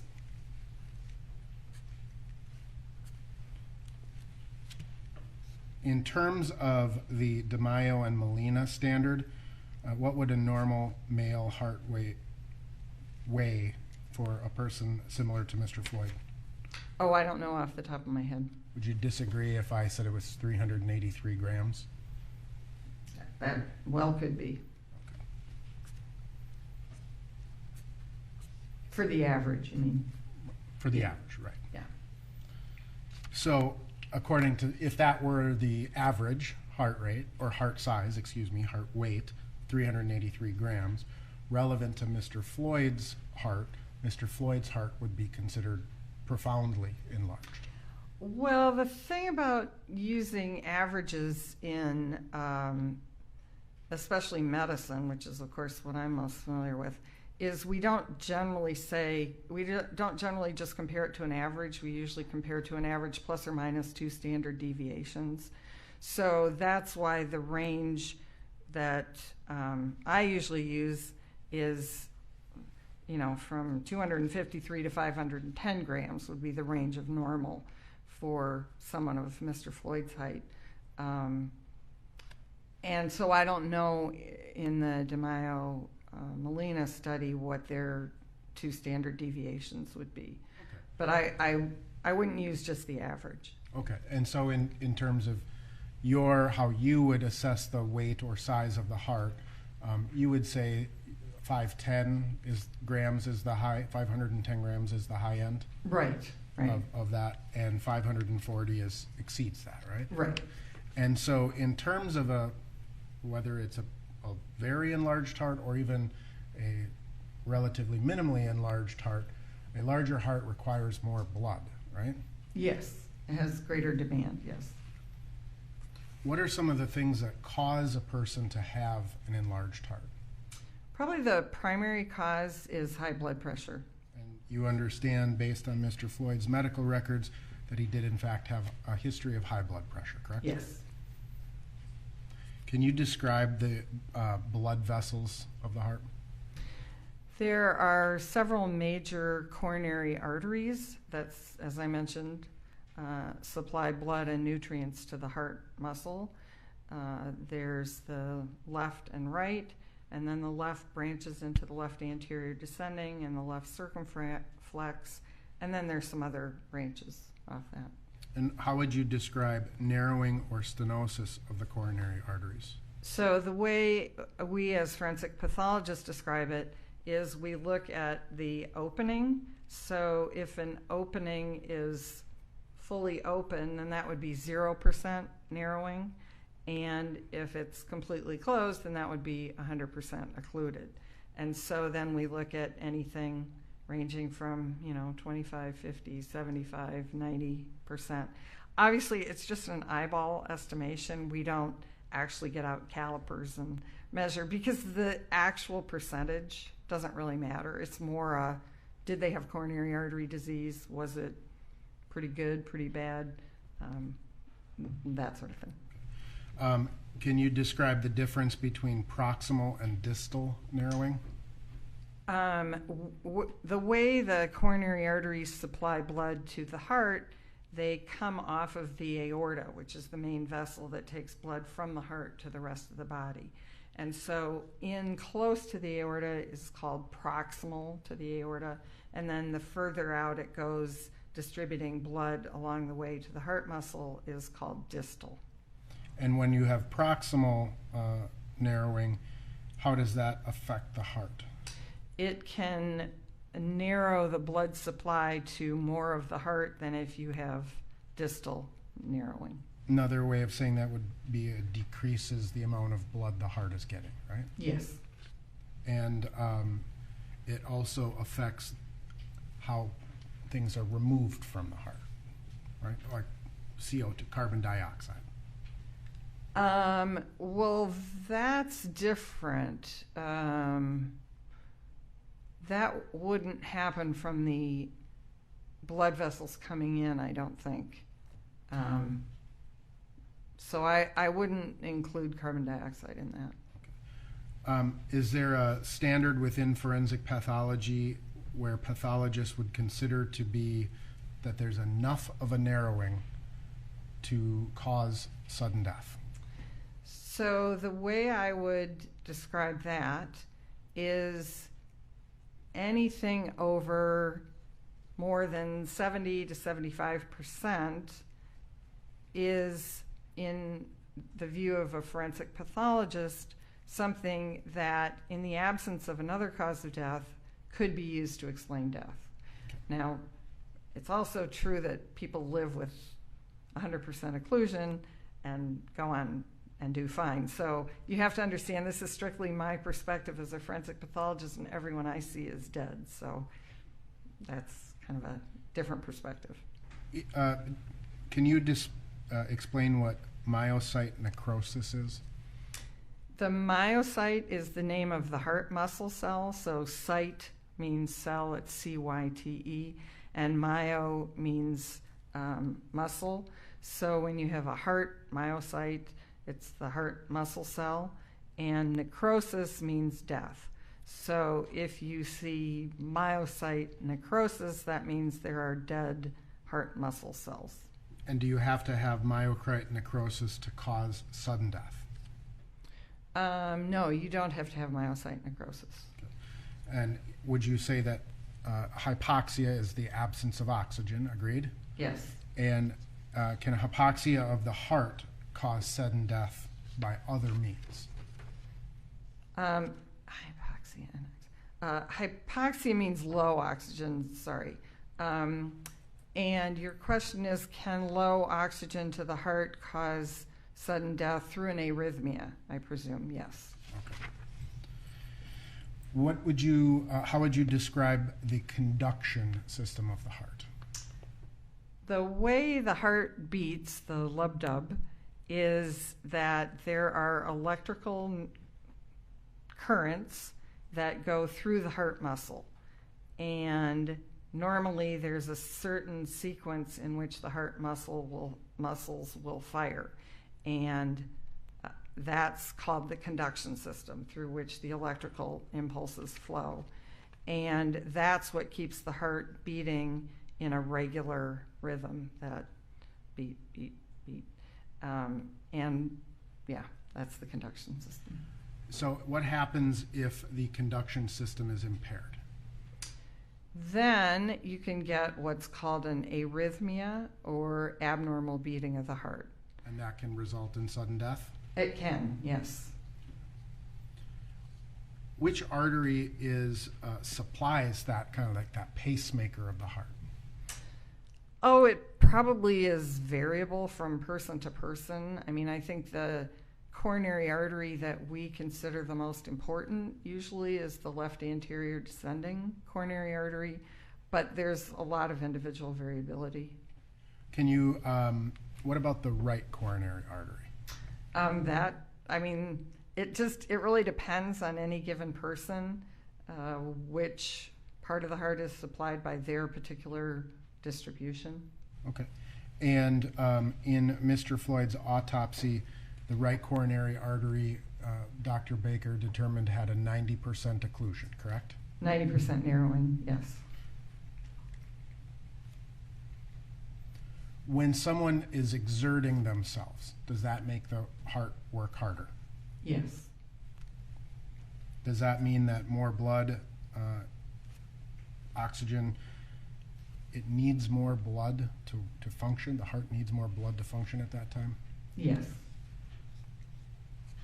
It's kind of like when we think about exerting anything like jogging, running, the heart needs more blood and hence more oxygen in order to function properly, right? Yes. You also described the fight or flight kind of the physiology of that in your consideration, right? Yes, the physiological stress. Mm-hmm. And the physiological stress produces adrenaline, right? Yes. And that also causes the heart to work harder? Yes. And therefore need more blood? Yes. And more oxygen? Yes. So let me ask you this. In this particular case, right, we have a heart that is at least above average, right, needing more blood. We have a heart with a occluded right coronary artery, right? Narrowed. Mm-hmm. We have a heart that the left anterior descending artery also had a 75% narrowing, right? Yes. And so you have, and then you have an exertion of stress producing adrenaline, right? Yes. So the heart has to work very, very hard in this case. Fair to Yes. say? Let's take the police out of this, and I'm going to ask you a hypothetical. Let's assume you found Mr. Floyd dead in his residence, no police involvement, no drugs, right? The only thing you found would be these facts about his heart. What would you conclude to be the cause of death? In that very narrow set of circumstances, I would probably conclude that the cause of death was his heart disease. So have you, as a forensic pathologist, ever certified a death due to arteriosclerotic cardiovascular disease? Probably thousands of times, yes. Similar to, with similar degrees of narrowing of the arteries? Yes. Have you ever certified a death due to hypertensive cardiomegaly? I'm trying to... Yes, hypertensive cardiovascular disease, yes, absolutely. With a heart at this weight or even smaller? Well, if it was, again, in this setting where that was the only abnormal finding, then I would probably go with that, yes.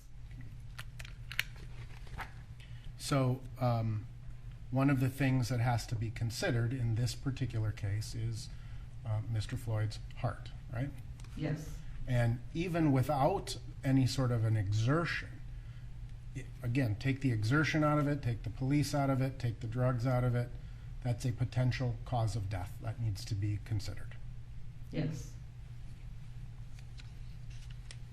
You discussed the abrasions that you saw and the jury saw pictures of. You would agree that the abrasions are in a left to right pattern? Meaning there are more on the left than on the right? Right. On his face, yes. On his shoulder, yes. And then he had the abrasions on his right hand. And even in terms of the pattern of the abrasion, there's up and down abrasion. Like an abrasion could go from the bottom of my body up, or it could go from left to right, right? Yes. I guess I didn't really focus on what direction the abrasions were going in that sense. Okay, and that's fine. But you would agree that one possible way that at least some of these abrasions occurred would be when Mr. Floyd was initially put down on the ground.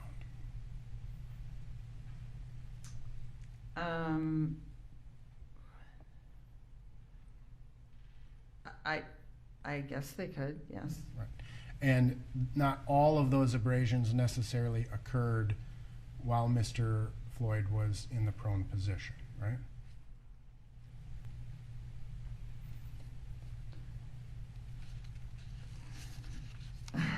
That's hard to answer, Right. I would say. It's hard to answer when the abrasions were there and Right. what caused the abrasions, right? Right. And if someone was being held down with the weight of 3 people, would you expect those to be more punctile in their nature, or abrade, like with the lines and movements? Oh gosh, there are too many variables there, I would say. Okay.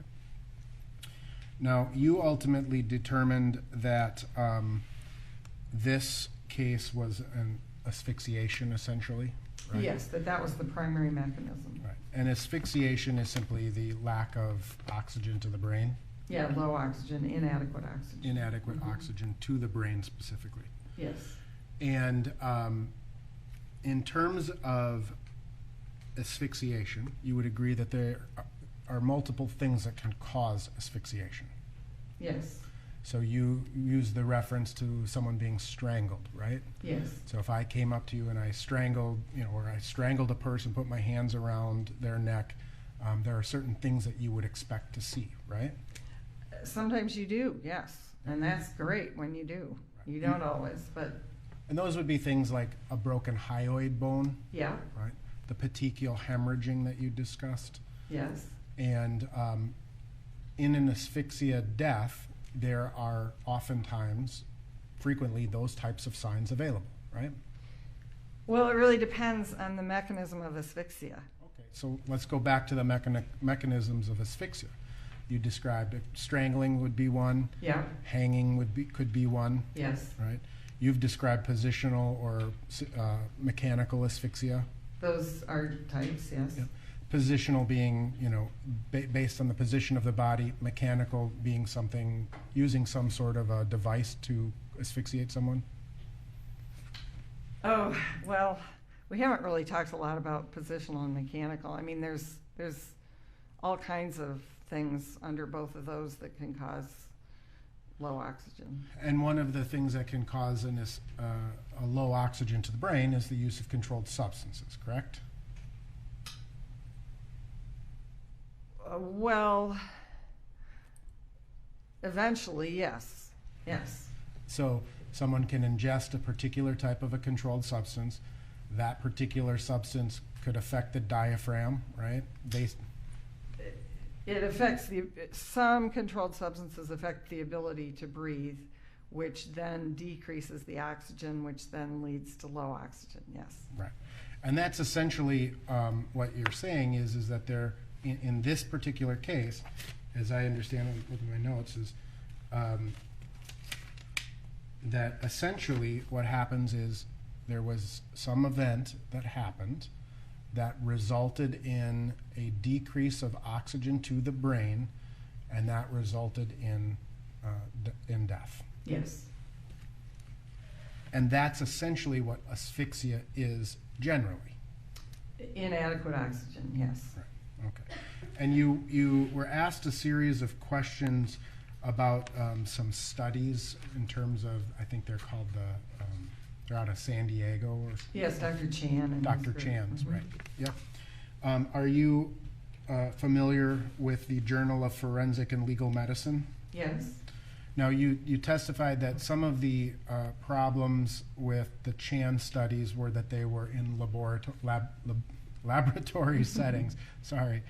Laboratory settings, that they were controlled environments, healthy individuals, etc., right? Yes. Are you familiar with the work of Dr. Christine Hall and her paper, Incidence and Outcome of Prone Positioning Following Police Use of Force in a Prospective Consecutive Cohort of Subjects? Is that the one from Canada? Yes. Yes. And that was essentially an analysis of actual police encounters, correct? Yes, in Canada. In Canada, understood. But they actually, that study, they go through and they look at the number of police-citizen interactions, correct? Yes. And then from those police-citizen interactions, they further go in to look at how many involved being placed in the prone position or a non-prone position, correct? Yes. They consider various actual real-life variables, agreed? Yeah. And including drugs, whether drugs were on board, whether the length of time to a certain extent that someone was in the prone position, agreed? Yes. And ultimately, they analyzed about 3,000 prone positional placements. Yes. Out of a total of like 1.1 million police interactions. Yes. So 1.1 million police interactions, resulting in about 3,000 prone position arrests. That those these are real people, real incidents, right? Yeah. And in those 3,000 or so interactions, there were no deaths that occurred. Isn't that amazing? When you consider that virtually every forensic pathologist in the United States has probably had an officer-involved death like this. How did they, it utterly baffles me, which is why I kept saying Canada, because I think, I don't know what's different, but I'm going to object at this time as non-responsive. And the answer was to be non-responsive. So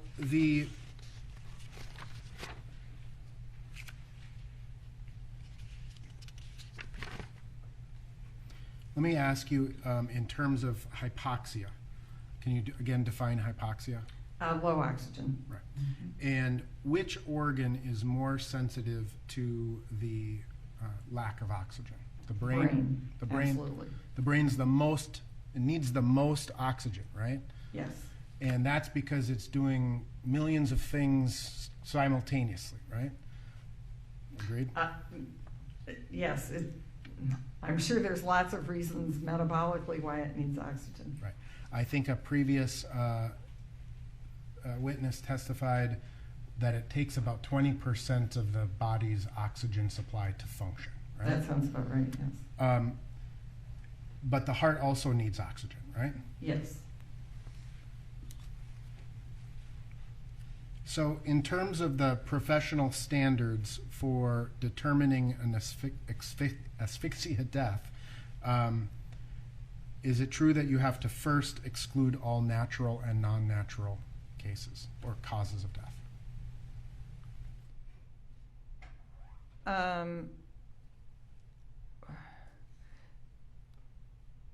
Well, you can have natural and non-natural causes of low oxygen. So I'm sorry, I guess I don't understand. Sure. There's a criteria that's established for making a determination of positional asphyxia as a cause of death, right? Well,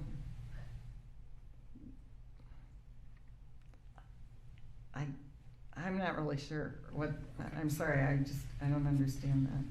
Fair enough. Is the prone position in and of itself inherently dangerous? Not if there are no other factors. Okay. So the prone position is examined and used in a lot of different settings, right? Correct. I mean, even in hospitals, in the treatment of, say, COVID, the prone position is used.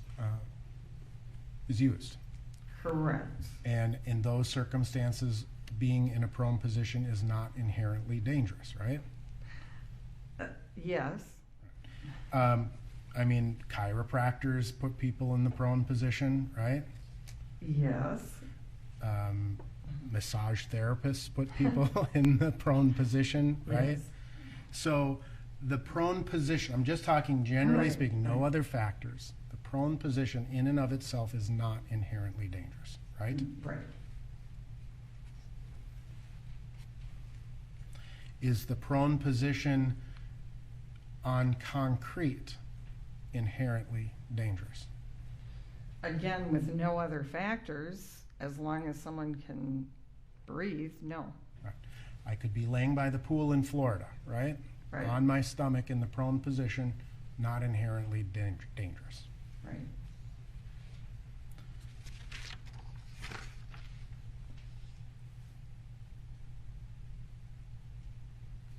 Do you know, or did you take into consideration Mr. Chauvin's weight in your analysis? Oh, I'm aware of his weight.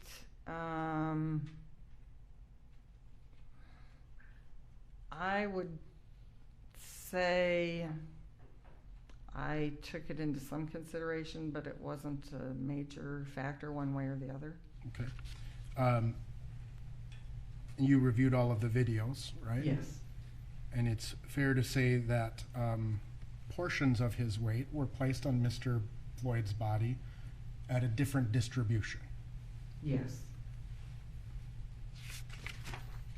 And ultimately, in terms of the autopsy that Dr. Baker conducted, in terms of the area in the shoulders, the back, and the neck, no bruising was found, right? Right. In your experience as a forensic pathologist, if someone is placing a significant amount of weight on a person's area for a prolonged period of time, would you expect to see bruising? You might or might not. It's so variable. And you would agree that there are no abrasions or bruising described in the autopsy in the neck area of Mr. Floyd? Correct. There's no bleeding into the muscles in his back, right? Correct. You would agree that the knee is sort of a pointy or a more protuberant part of the body? I guess so. Kind of flat on top because of the patella, but. Right. And when we talk about the shin bone itself, there's not a lot in between the skin and the shin bone, right? That is true, yes. And it's sort of a triangular shape, right? Yes. And again, along Mr. Floyd's back, there's no long bruise consistent with a shin bone, right? Right. And there's no more circular bruise consistent with a kneecap. Right. You've reviewed, obviously, a lot of strangulation type cases in those, in your career? Yes. Strangulation with the hands, right? Primarily manual, but also ligature. Right. Ligature being like a rope or a phone cord or something. Exactly. And in those manual strangulation cases, the pressure that's exerted in that will frequently leave bruises, fingerprint-sized bruises, right? Frequently, but not always.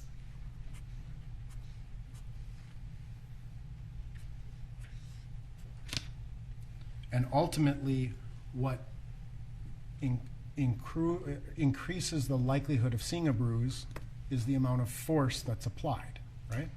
You know, I don't know what all the factors are, whether it's fragility of the vessels, whether it's the length of time, whether it's the force, whether it's the location. I think there are lots of variables. So, yes. And everyone bruises differently. So yesterday depends on what medications they may take, right? So yesterday there was an analysis or an analogy to sitting on a church bench and you don't bruise your behind. And that can feel long. Would it be different if you're sitting on a church bench with a baseball, for example, underneath your butt? I really couldn't say. All right. So in terms of Dr. Baker's autopsy, you would agree that there's really no objective evidence showing any pressure to the back of Mr. Floyd? There is nothing at the autopsy. That's correct. Did you find, or did Dr. Baker find hypoxic changes in his brain? He died too quickly for that to show up. And that's when we talk about the lack of ischemic hypoxia, correct? Dr. Baker noted a lack of ischemic hypoxia. I don't remember his exact words. You're describing lack of ischemic changes in the neurons? Correct. Yes. In the brain. Yes, because that has to happen over a period of time. Okay.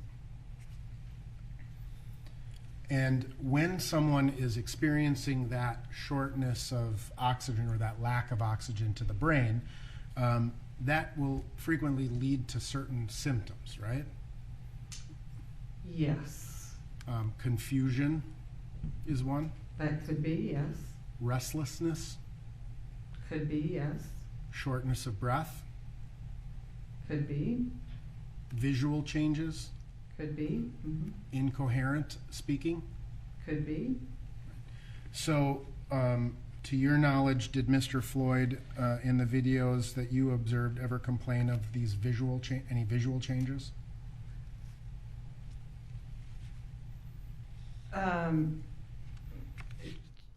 No. Did he appear to be confused to you?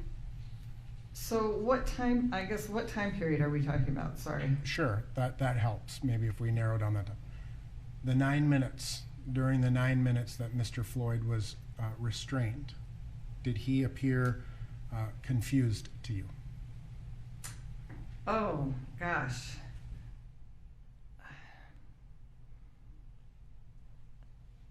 How do you describe his behavior? Well, I mean, did he was articulating that he was in pain, right? Yes, and then he couldn't breathe, and he calls for his mother, and he says he loves people. I mean, you might interpret that as confusion, or you might interpret it a different way. Did he appear to be breathing during this time frame? Not effectively. Do you know how many breaths per minute? No. If one expert indicated it was at a rate of 22 breaths per minute, would you disagree? I would have no way of assessing that. When someone is hypoxic, they start breathing faster, right? That can be a mechanism of trying to balance. At least for the first 5 minutes or so, Mr. Floyd was talking, right? Well, again, In talking, yes or no? He was talking. he was, yes, there were words, yes. So he had an open airway. Yes. And you'd agree that, or would you agree that at some point he went limp, Yes. right? And would you describe what you saw as the progression of hypoxia in that instance at the point he goes limp? That is certainly a good explanation for it, yes. Was not a sudden hypoxic event, right? That is my interpretation, yes. You would agree that if he was progressively growing hypoxic, you would expect whole body hypoxia?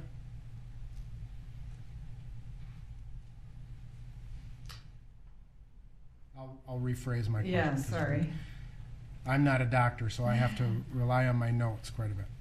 So if he was progressively suffering from whole body hypoxia, the brain would be the first thing that would show signs of hypoxia. Oh, I see. Yes. Yes, the brain is the most sensitive.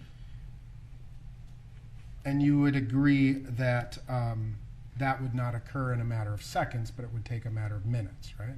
Correct. And asphyxia due to position or compression, that prevents air from getting into the lungs, right? Yes. And that leads to what we would call a global hypoxia.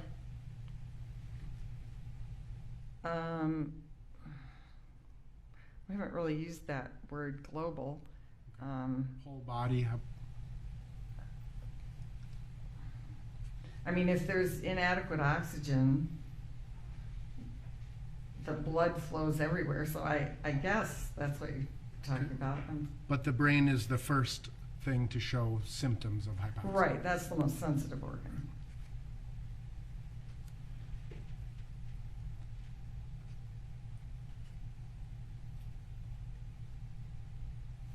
And in this particular case, where you have a 90% stenosis of the right coronary artery, that's going to be limiting oxygen to the heart, right? Yes. And he has a big heart, right? Yes. Needs more blood. Yes. And adrenaline speeds up the heart. Yes. Methamphetamine speeds up the heart. It can, yes. So methamphetamine and adrenaline cause the heart to work harder. Yes. And, that can happen. and increases the heart's oxygen needs. Yes. And at what point does the stenosis in the left and right coronary arteries become critical and cause the heart to stop? Generally. Oh.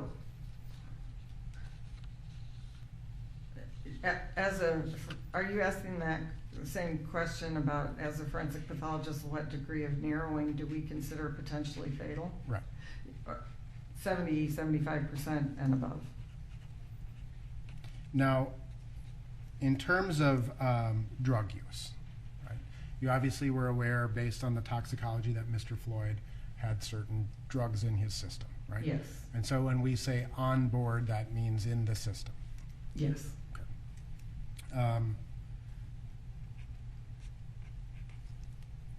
Would you describe the use as you know, based on the information that you have, as sort of a binge use of drugs? Oh, I guess I couldn't answer that. Are you familiar with drug use taken or used rectally? I've heard of that, yes. And that increases or speeds up the distribution of controlled substances in a person? It speeds up absorption, yes. Okay. So the effects would be felt much faster? Yes, they could. Mm-hmm. In a case where you have a person who is experiencing cardiac arrest, right? And they're put in an ambulance and taken to the hospital for resuscitation. There often there's IVs that are placed in a person, right? Yes. And those IVs contain saline. Yes. And saline can ultimately dilute or decrease, to some degree, the amount of controlled substances that would be as they would be measured. That's a theoretical possibility. You'd agree that fentanyl is a respiratory depressant, right? Yes. It slows breathing and lowers oxygen in the blood. Yes. Does the fact that there's norfentanyl in his blood mean that he took it some time ago? Yes, but by some time, that's a very vague, yeah. So long enough in the past to start metabolizing. Exactly. But does it exclude him taking fentanyl more acutely or more recently in time? No. There's no way really of knowing the timing. Fentanyl depressing the respiratory system can also act with the coronary artery or can interact with coronary vessel disease, correct?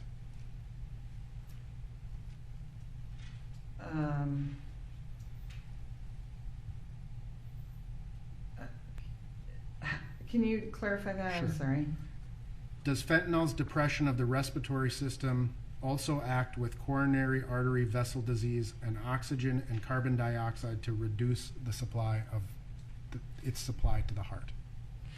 Oh, so as fentanyl may lead to a gradual progression of slowing breathing and ultimately decrease the oxygen, that would apply to oxygen to the brain as well as to the heart. Is that what you're, yeah. And it would likewise increase the carbon dioxide in the blood. Yeah, I mean, anything that decreases respiration decreases that exchange. Right. So as that exchange process is happening, right, you're not taking in the oxygen, you're likewise not expelling the carbon dioxide, right? Right. And thus the carbon dioxide will increase because you're not expelling it, right? Correct. You would agree that methamphetamine is a stimulant, right? Correct. And that can cause a cardiac arrhythmia? It can. And it can increase a person's heart rate? It can or cannot. And you testified before that methamphetamine, there's no safe level of methamphetamine, right? Correct. So the fact that methamphetamine is at a lower toxicological standard doesn't somehow make it safe. Right. It doesn't exclude the possibility that it could increase the heart rate. It could or not. In terms of the evidence in this case, were you made aware that drugs were found in the backseat of the squad car? Yes. And that those drugs contained the DNA of Mr. Floyd? Yes. And that those drugs were at least to some degree partially dissolved? Yes. And that those drugs were fentanyl, a mixture of fentanyl and methamphetamine? Yes. Based on the toxicology in this case, did you see any metabolic byproduct of methamphetamine? No. Right. And so that means that the methamphetamine was taken more acutely or recently in time? Probably. I mean, there's lots of variables. So again, just kind of taking into consideration removing certain variables, right? You find a person at home, no struggle with the police, right? And the person doesn't have a heart problem, but you find fentanyl and methamphetamine in this person's system at the levels that they are at. Would you certify this as an overdose? Again, in the absence of any of these other realities, yes, I could consider that to be an overdose. And the level of fentanyl in a person, again, in this hypothetical scenario, there are deaths certified as drug overdoses significantly lower than 11 nanograms per milliliter. Lower, higher, it's got a huge range, yes. Right. As low, I believe, as 3% or 3 nanograms per milliliter. Yes. Right. So the ingestion of drugs is unique to that individual's body, right? Right.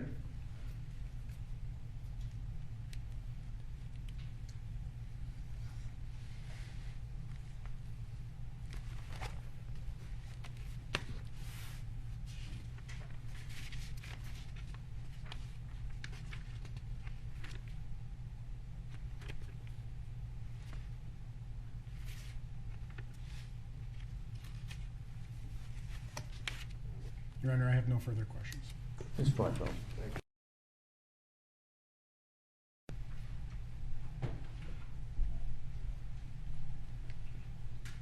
Dr. Thomas, a few things I'd like to try to clarify with you. Thank you. You were asked a number of questions that were to the effect that if we take the police subdual, restraint, and neck compression out of this, what would you conclude Mr. Floyd's cause of death to be? Remember those questions? Oh, yes. Aren't those questions a lot like asking Mrs. Lincoln, Yeah. if we take John Wilkes Booth out of this, may I finish? It's my analogy. That's argumentative. Dr. Thomas, if we put the police subdual, compression, and neck compression into this, restraint and neck compression into this, what was the cause, the manner of death for Mr. George Floyd? The cause of death was the law enforcement subdual, restraint, and compression, and the manner of death is homicide. Does it make any sense to you whatsoever from the standpoint of trying to assess cause and manner of death for Mr. Floyd to be answering questions having to do with hypothetically taking the facts of this case out relating to his subdual, restraint, and neck compression? You can finish the question.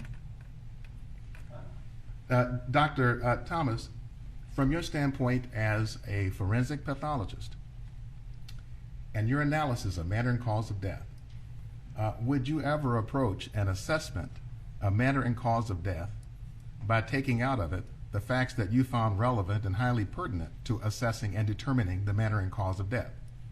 No. And in this case, those factors are what? The law enforcement subdual, restraint, and compression. And you were asked questions again about fentanyl and meth. Remember those questions? Yes. Do you know what quantity of meth was even involved or found in Mr. Floyd's bloodstream? I have the number. Well, let me ask you a question. But it was very small. I mean, I do know that. And so this was the point. You found that it was a very small amount. Correct. Were you able to assess, based on the amount, what kind of effect, if at all, it would have on the stress or strain on his heart? No. There's too much individual variability to correlate one number with one person's reaction. Well, let's see with respect to fentanyl, if there's a punchline we can get to with respect to fentanyl. Fentanyl has been discussed with you, Dr. Thomas, as a respiratory either depressant or suppressant. Yes.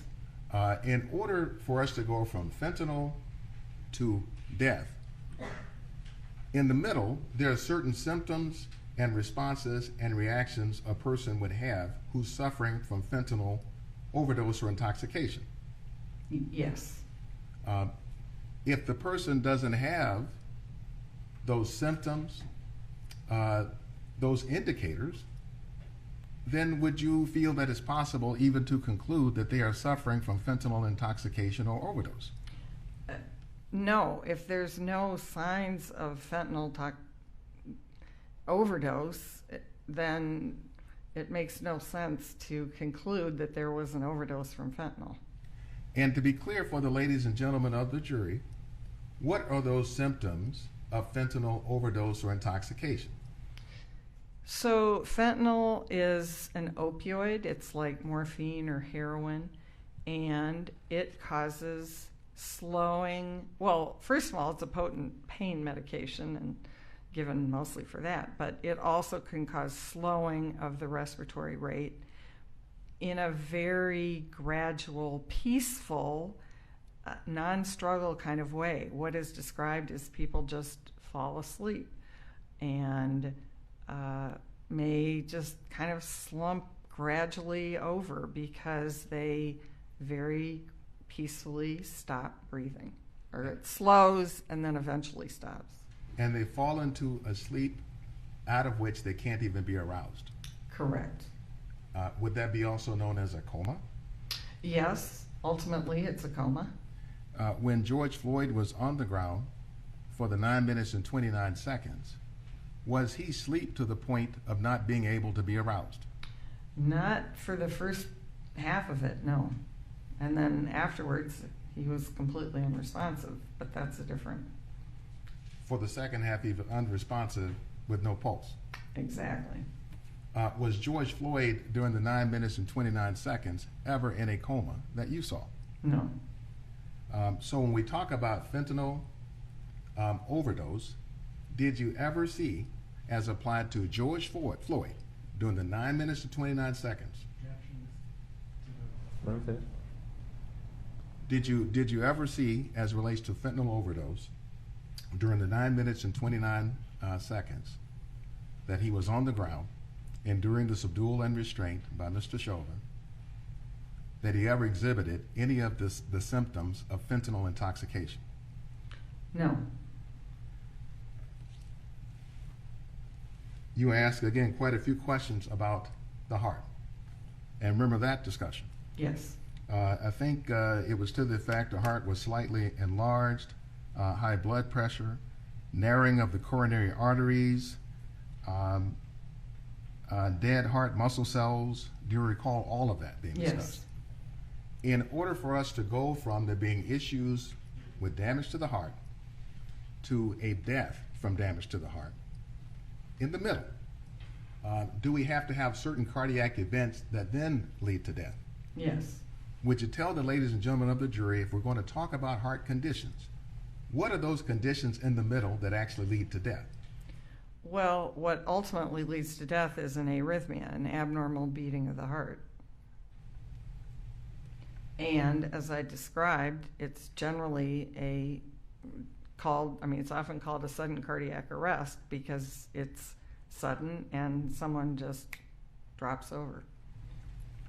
Now, to be clear, when we're talking about these various heart conditions and a sudden cardiac arrest, fatal arrhythmia, did you see any indication with all this discussion about heart conditions that Mr. Floyd ever suffered from a sudden fatal cardiac arrhythmia as the primary cause of death?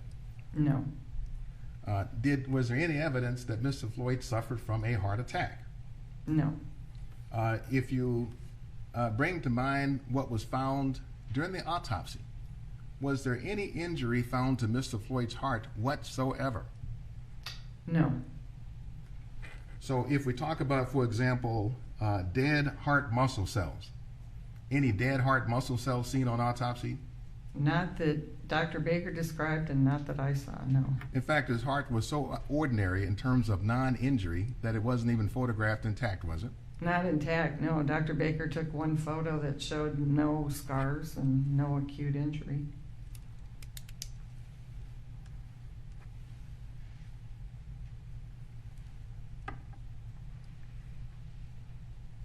Now, you were asked about certain studies out of Canada. Yes. On the prone position. Yes. And now, and the findings out of Canada, supposedly with real police and real police settings, was no fatalities. Yes. Are you familiar with any such studies reaching that conclusion in the United States of America? No. What is so peculiar then about Canada that we're talking about Canadian studies here? That's what I don't understand.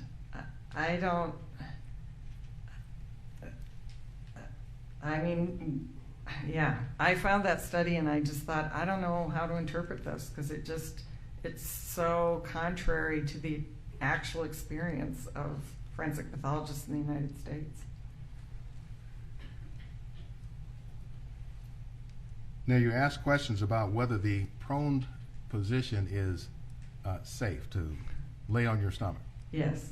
Are you familiar with whether or not laying in the prone position automatically brings about a reduction in the oxygen reserves somewhere in the neighborhood of 20 to 24%? I am not aware of that, but I would defer to a clinician. Perhaps a pulmonologist? That would be the best, yes. I think you were, in fact, asked a question about laying by the pool on my stomach in Florida. Yes. George Floyd was not laying by the pool on his stomach in Florida, was he? No.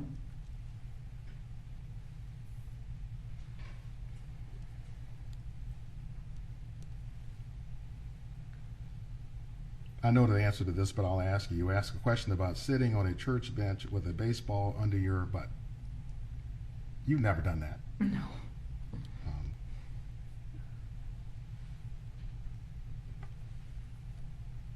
Now, you were asked questions about symptoms of damage to the brain. Yes. And whether there was any evidence of damage to Mr. Floyd's brain. Yes. Would you tell the ladies and gentlemen of the jury whether the fact that you observed an anoxic seizure in Mr. Floyd, was that evidence of damage to the brain?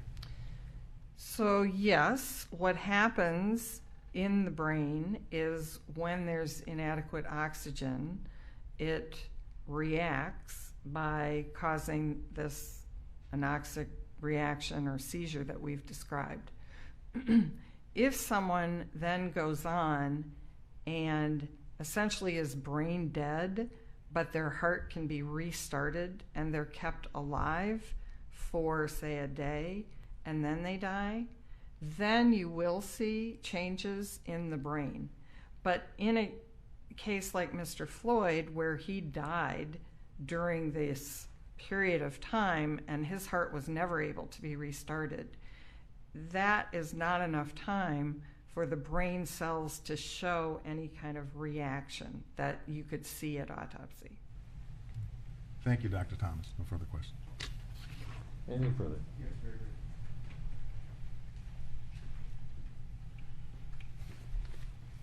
Dr. Thomas, after the heart stops, if a heart stops, is it possible that the body will continue to breathe or respire?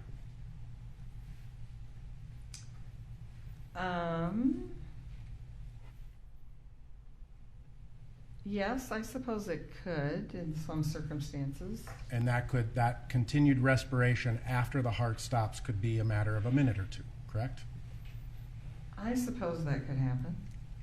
And you would agree that methamphetamine also further constricts the arteries, right? It can do that.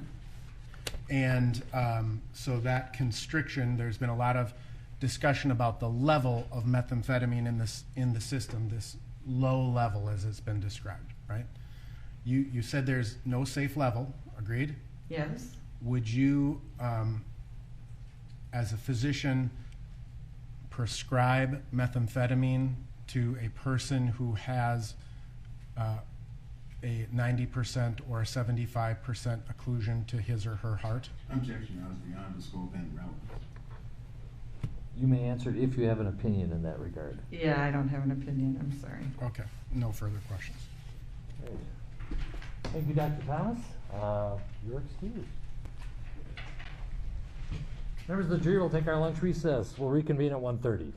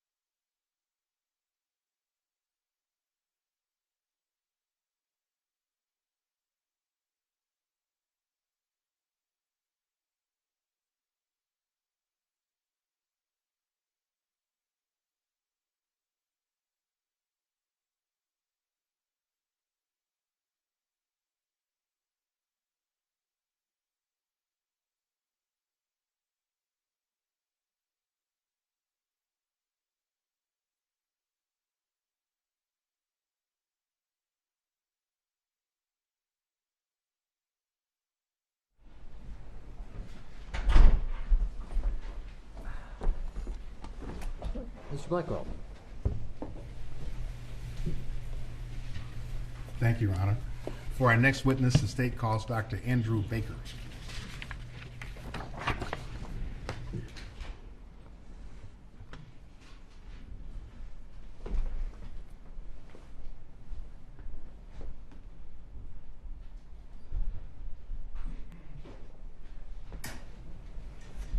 Raise your right hand, please.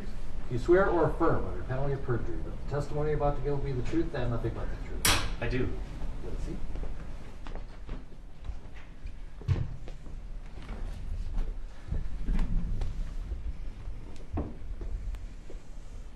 And if we could begin by having you state your full name, spelling each of your names. My full name is Andrew Michael Baker, ANDREW-MICHAEL-BAKER. Mr. Blackwell. Thank you, Your Honor. Good afternoon, Dr. Baker. Good afternoon. You know, first of all, you conducted the autopsy on Mr. George Floyd. I did. Before we get into the specifics of the autopsy, why don't we explore your background a bit? You're the Chief Hennepin County Medical Examiner? That's correct. And would you tell us what it means to be the Chief Medical Examiner in Hennepin County? So I've been the Chief Medical Examiner for Hennepin County since 2004. I'm actually the Chief Medical Examiner for Hennepin, Dakota, and Scott counties. My office provides service to all three of those counties, which is about 1.85 million Minnesotans, or about a third of the state, falls within our catchment area. Being the Chief Medical Examiner means that I supervise the rest of the staff, in particular my other physicians. I have 6 other doctors as well as a doctor in training that work under me. And so before becoming the chief, you were the assistant chief. Correct. And that was in roughly 2002. Correct. I was the Assistant Chief Medical Examiner for 2 years. So all in, it's been going on 19 years as either assistant chief or the chief. Correct. What did you do before joining the Hennepin County Medical Examiner's Office? Are you asking me to go back to my educational background or just my postgraduate training? Maybe to the Air Force. To the Air Force? Oh, prior to coming to Hennepin County from 1998 to 2002, I was a major on active duty in the United States Air Force. I served as a forensic pathologist for the Department of Defense. Our unit was known as the Armed Forces Medical Examiner, and at that time we were headquartered in the Washington, D.C. area. Are you board certified in any areas? I am. Would you tell us which ones? I am board certified in anatomic and clinical pathology, and I hold subspecialty certification in forensic pathology.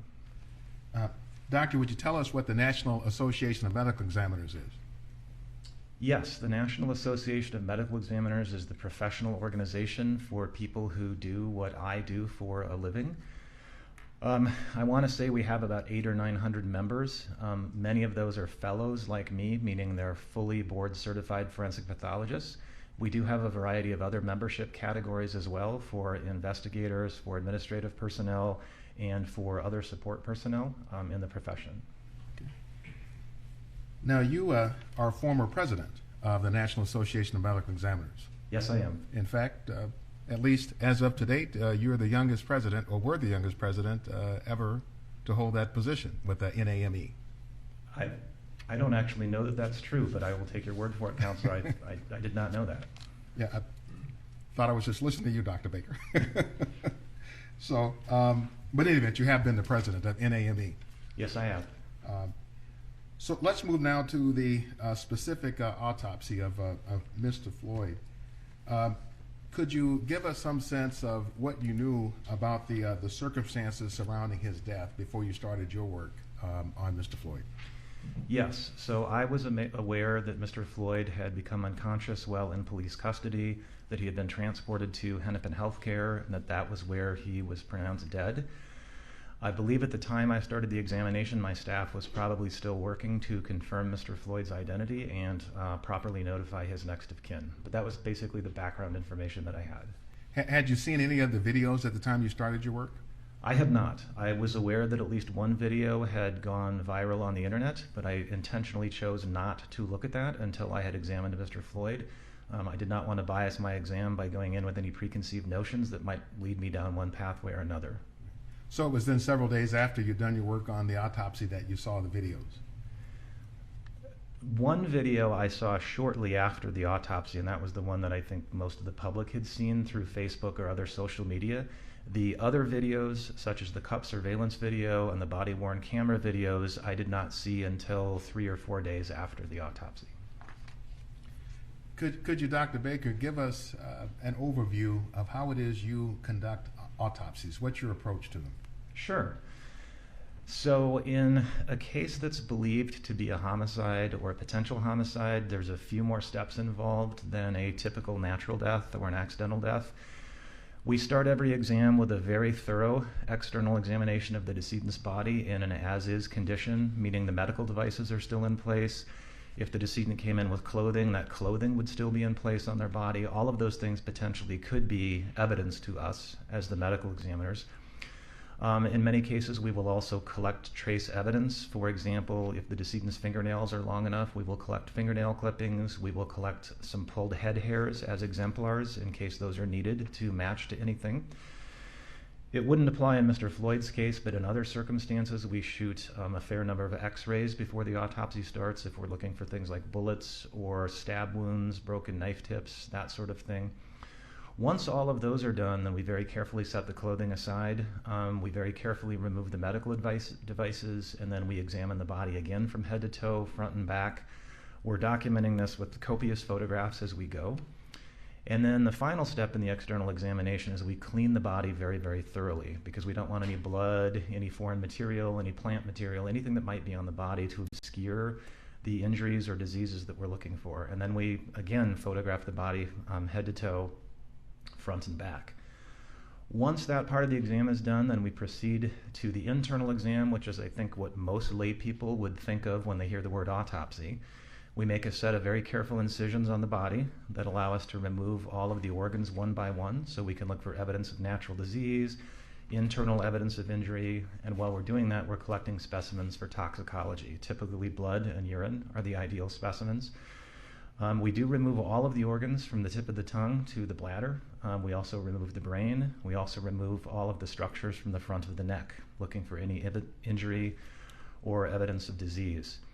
In a case like Mr. Floyd's, there are some additional steps we will take that wouldn't occur in most autopsies. So, for example, in Mr. Floyd's case, I did make incisions of his wrists and dissect around the skin underneath to look for evidence of what we would call subcutaneous bruising, or bruising under the skin from the handcuffs that were applied.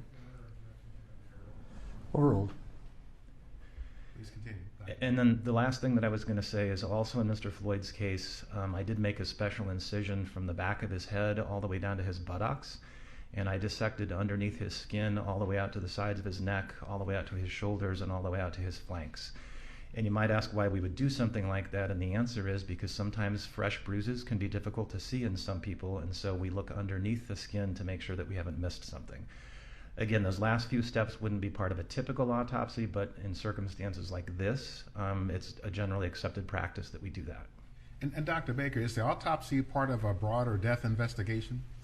Yes, the autopsy is just one piece of the medical examiner's death investigation. And could you generally characterize the umbrella? What's the death investigation entail overall? So the medical examiner's ultimate mission, in addition to properly identifying people, is to ascertain their cause of death and their manner of death. The autopsy is just one component of that. It obviously has a great deal to do to inform the cause of death and manner of death, but we also need to know the decedent's past medical history. We need to get a hold of the decedent's next of kin to see if the decedent could potentially be a donor. If there's any family history that we need to know about, we will typically contact decedent's primary care physicians as well as get their hospital records. If an ambulance was dispatched and took them to the hospital, we'll even get the ambulance run sheet as part of our investigation. Because to get the cause and manner of death right, you need to assemble all of those things for the whole picture. So let's go back to the autopsy aspect of it. How important is it to have a detailed documentation of what you do? In terms of the autopsy? Yes, sir. Well, it's critically important that the autopsy be very detailed, particularly if the death is potentially a homicide, because obviously it could end up in a court and the work that you're doing would be evidence. And do you create what we might refer to as a robust data set documenting what you do. Yes. What's all included in that? So when I use the term robust data set, what I really mean is I have dictated the most detailed autopsy report that I can, describing all the scars, all the tattoos, all the birthmarks, all the injuries. In many cases, it's the pertinent negatives, meaning the lack of injury, places where you might expect to see an injury but you don't. All of those things are very carefully dictated in a narrative autopsy report. But that's not enough. You have to take copious photography as well. My goal is to create a set of photos that's so robust that another pathologist could take my set of photos and almost feel like they'd been there for the autopsy. That person has enough data that they could look at my work and reach their own conclusions. They don't have to take my word for it because it's in the photos. Mm-hmm. And in the case of Mr. George Floyd, that's what you did? That was certainly my goal, yes.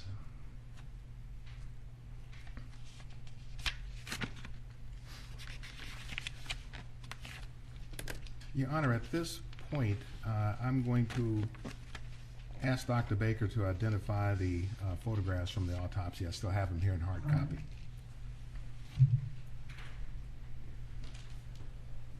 May I approach Dr. Baker? Your Honor?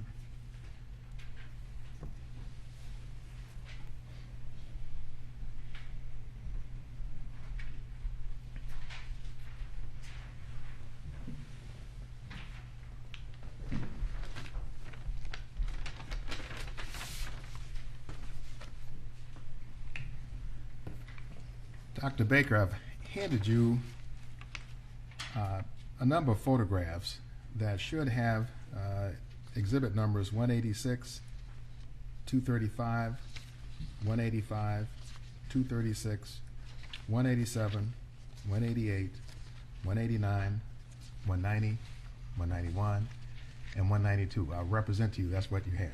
Okay.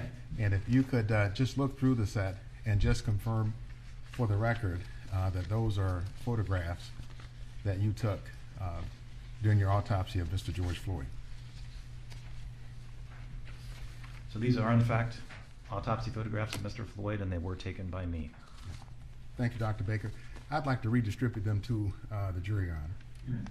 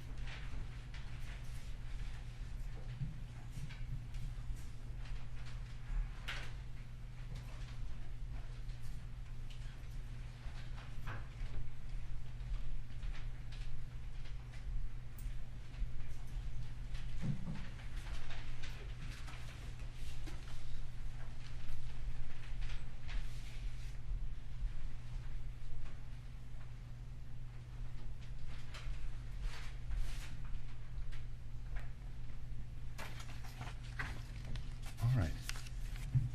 So, Dr. Baker, let me just ask you generally first about documented injuries that you saw with respect to Mr. George Floyd, and I'll ask you about specific parts of the body. Okay. Did you note any injuries to Mr. Floyd's back? I did not. Didn't see any bruises, scrapes, etc.? Correct. What about injuries to Mr. Floyd's face? Yes, Mr. Floyd had several injuries to his face. And if you could, Dr. Baker, look at Exhibit 186 and Exhibit 235.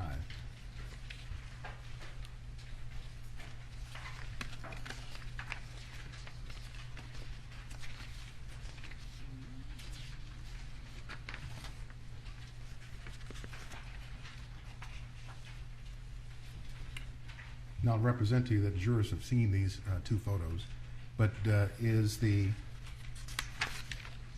first tell us what do we see in these two photos? These are photographs of the left side of Mr. Floyd's face. This would be after I have removed or cut away any medical intervention. Had there been any blood or foreign material on his body, it was cleaned up before these photographs were taken as well. And these were specifically taken to illustrate the injuries that you see on the corner of his left eyebrow and on his left cheek. You can see the bruising and the abrasion. That's fancy medical lingo for the big scrape on the left side of his forehead. And you can see the scrape or the abrasion on the left side of his cheek. It's very common for abrasions post-mortem to take on that dark black color. After death, the moisture that would be in an abrasion on you or me isn't there anymore, and so they tend to dry out and look a little bit more like this. That's what you see in the photo. Mm-hmm. Do you have an opinion as to how Mr. Floyd would have incurred these abrasions? Well, these would be entirely consistent with the left side of his face being pinned against the asphalt or the road surface that he was on the night before. In the prone position? Correct. If you would, Dr. Baker, look at Exhibit 185.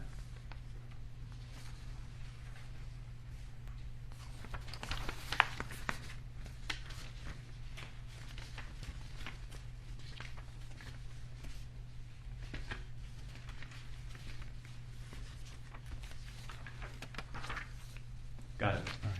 What do we see in Exhibit 185? This is an overall photograph of Mr. Floyd's face, taken early on in the post-mortem examination. You can see the scale there in the photograph. That's actually in all the photos you have with his case number, and the scale allows you to gauge the size of what you're looking at. This is a photograph I would take in any case so that you can put a face with the decedent's name and the decedent's case number. You can see the injuries that we illustrated in the previous two photos there on the left side of his head and on his left cheek. You can also see a small abrasion on the left side of his forehead. It's kind of that pinpoint thing about an inch above his left eyebrow. You can see a laceration, which is a tearing of the skin on the right side of his upper lip. There's also some subtle bruising of his nose and a couple of small abrasions on the right side of his nose. And I think you can see a few small abrasions under the left corner of his mouth. And Dr. Baker, what is the tube that we see in his mouth? The tube in Mr. Floyd's mouth is the endotracheal tube that was put in during the attempt to resuscitate him. We do leave those tubes in place and cut them off before we start the autopsy. That's some quality control that we do for the hospital and the paramedics so that we can confirm the tube was in the right place when we do our exams. So Dr. Baker, if you would go to Exhibit 187.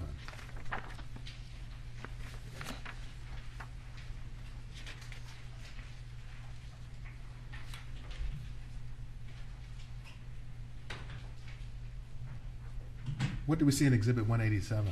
This is a close-up photograph of Mr. Floyd's right shoulder. Centered in the photograph just above the scale, you can see what I would call an abraded contusion, which is a fancy medical lingo for a bruise that has some scraping superimposed on it. And Exhibit 188? Exhibit 188 is a close-up photograph of Mr. Floyd's left shoulder. You can see occupying most of the photograph there is an abrasion, the deep red and slightly less red and pink injury that you see.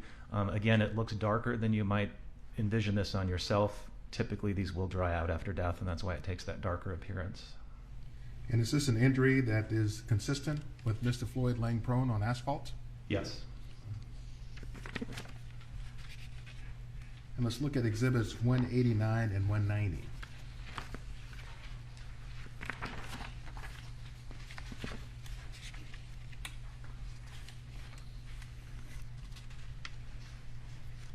What do we see in Exhibits 189 and 190? Exhibit 189 is a photograph of the back side of Mr. Floyd's left hand. Exhibit number 190 is a photograph of the back side of Mr. Floyd's right hand. In any case that we think has the potential to be a homicide, we do examine the hands very carefully and we photograph the hands very carefully. Our hands are largely the way that we interact with the world around us, and so injuries on the hands, or sometimes lack thereof, can tell us something about what happened. Specifically in Mr. Floyd's case, you can see a number of scar-like areas on his knuckles on the left and some scattered across the back of his right hand. I don't specifically know what those are from. Those obviously predate the events of his death, and I don't know where those came from. The more acute injuries that you see in the photograph, right above the scale in each picture, you can see kind of a patterned bruise. It almost looks like a tram track, those parallel marks. That's pretty typical for what handcuff marks look like when we see them at autopsy. And Dr. Baker, Exhibit 191.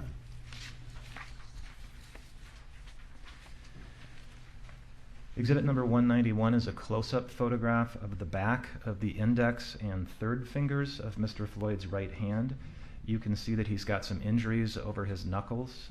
Just for orientation, if I were to use my own right hand, we're looking at an injury right here and an injury right here on the back of those two fingers. And did you have an opinion as to what may be the cause of those injuries? So these are blunt force injuries. These are abrasions and lacerations. Again, that's damage to the skin from blunt trauma. These would be entirely consistent with him having been in an altercation with another person. They certainly could be from the asphalt or just about anything his hand could have banged into. Right. Thank you, Dr. Baker, and you can put the photos away.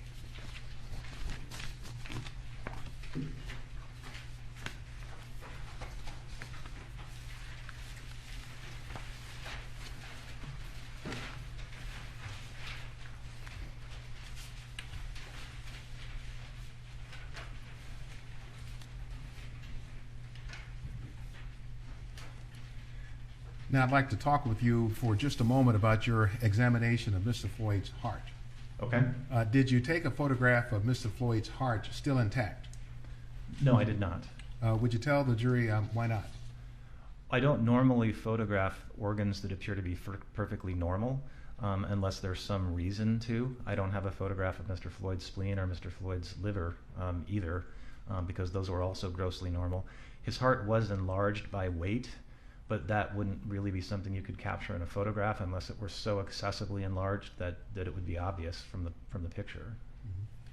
Mm-hmm. And so when we talk about the tissues of the heart, are you able to describe them generally, such as the endocardium, the myocardium, etc.? Sure. Would you tell the jurors what those are that you ordinarily look at? Yeah, so dissecting the heart is one of the most important things we do in every autopsy because the heart is involved in so many of the deaths that we investigate. So the first thing we do is we carefully remove the heart from the lungs. The next thing you do is you carefully make sure that there's no blood or clot left in the heart because you want to get a very accurate weight. It turns out that the weight of the heart is a very good predictor as to whether that heart is normal or not. People who have high blood pressure for a long period of time, their heart will actually get heavier. Just like any muscle that's worked hard, the heart will grow in response to that kind of stress. So we do weigh the heart first. The next thing you typically do is you very carefully dissect the coronary arteries. And when I say carefully dissect, I mean you take a scalpel blade and you cut every 2, 3, 4 millimeters in very fine slices along every one of the coronary arteries. A normal adult heart will generally be described as having 2 coronary arteries, the left and the right. The left immediately branches into the left anterior descending and the left circumflex. So we dissect those two very carefully. And then we look at the right coronary artery. So usually you'll hear people describe 3 coronary arteries, the circumflex, the left anterior, descending, and the right. So we want to make sure those arteries are in the right place. We want to make sure they have normal openings where they connect to the aorta. And then we go tiny slice by tiny slice, making sure that none of those arteries have narrowings or blockages in them. After we've done that, then we typically will carefully slice the heart, meaning the whole organ where we're now cutting through the muscle. And as you're making those slices, what you're looking for is evidence of previous heart damage. Is there a scar in the heart? Is there hemorrhage in the heart, suggesting maybe a more recent heart attack, if you will? There's many more rare conditions of the heart that we're also looking for while we do this.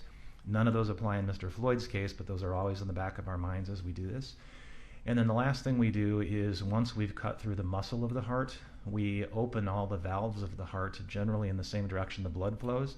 We make sure the valve leaflets are normal, make sure there's no infections, there's no calcifications, there's the normal number of leaflets.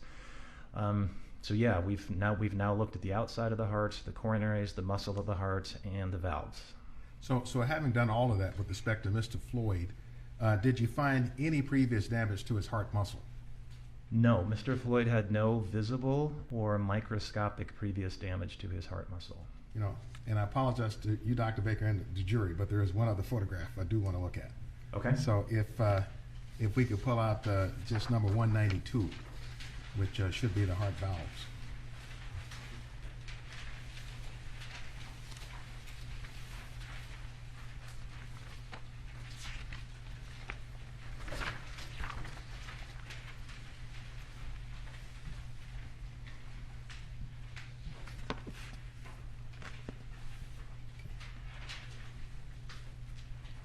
So Dr. Baker, would you tell us what we see in Exhibit 192?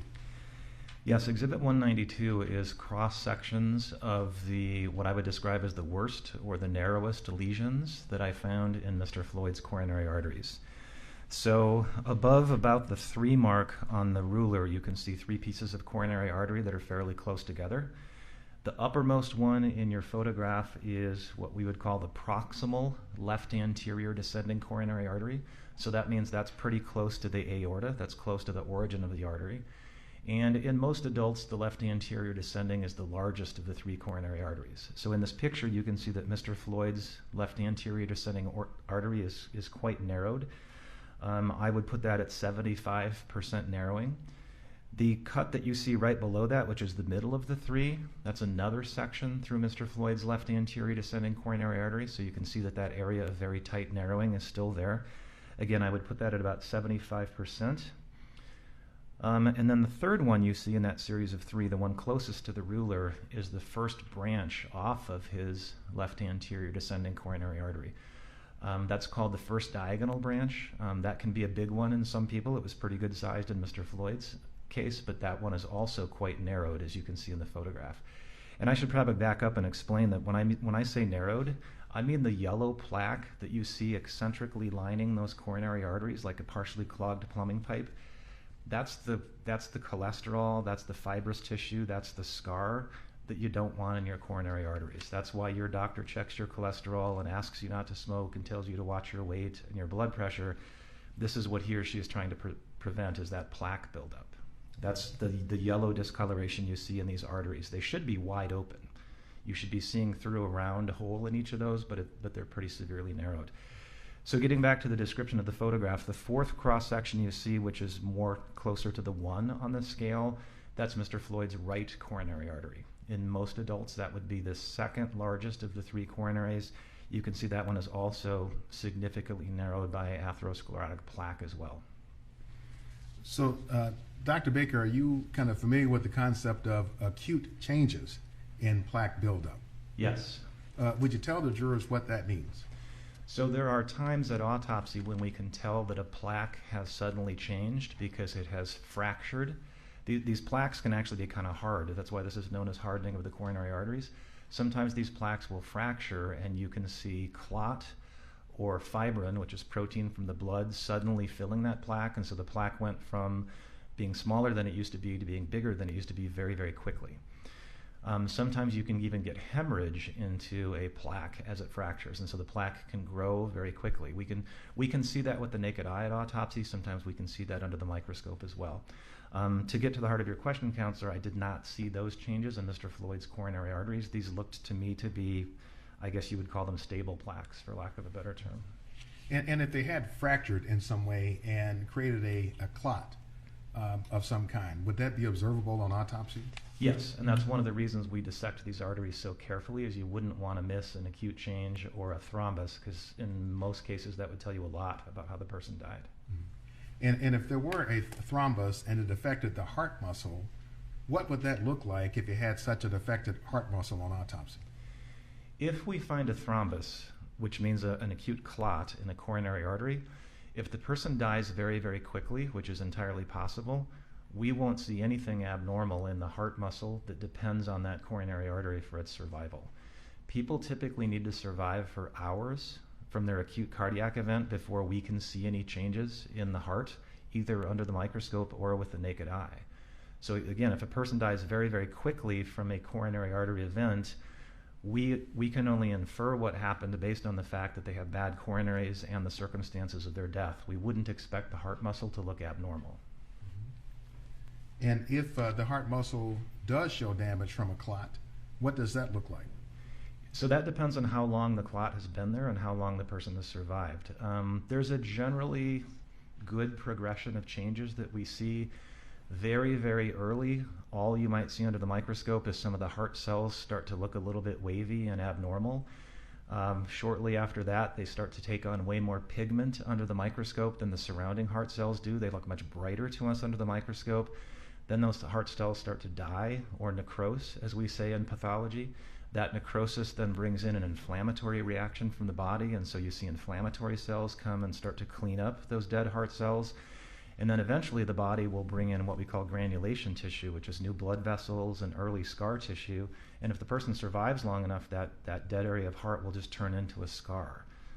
Dead heart cells, unfortunately, don't grow back, and so once they die, depending on how long the person survives, we'll see anything from those very early changes all the way out to a scar. But with respect to Mr. Floyd, you didn't see any damage to the heart muscle? That's correct. Let's talk about the brain. Did you note any injury or damage to his brain tissues? I did not. I did not notice any acute injury to his brain in the sense of physical trauma, nor did I note any injury to his brain in the sense of it being deprived of blood or oxygen.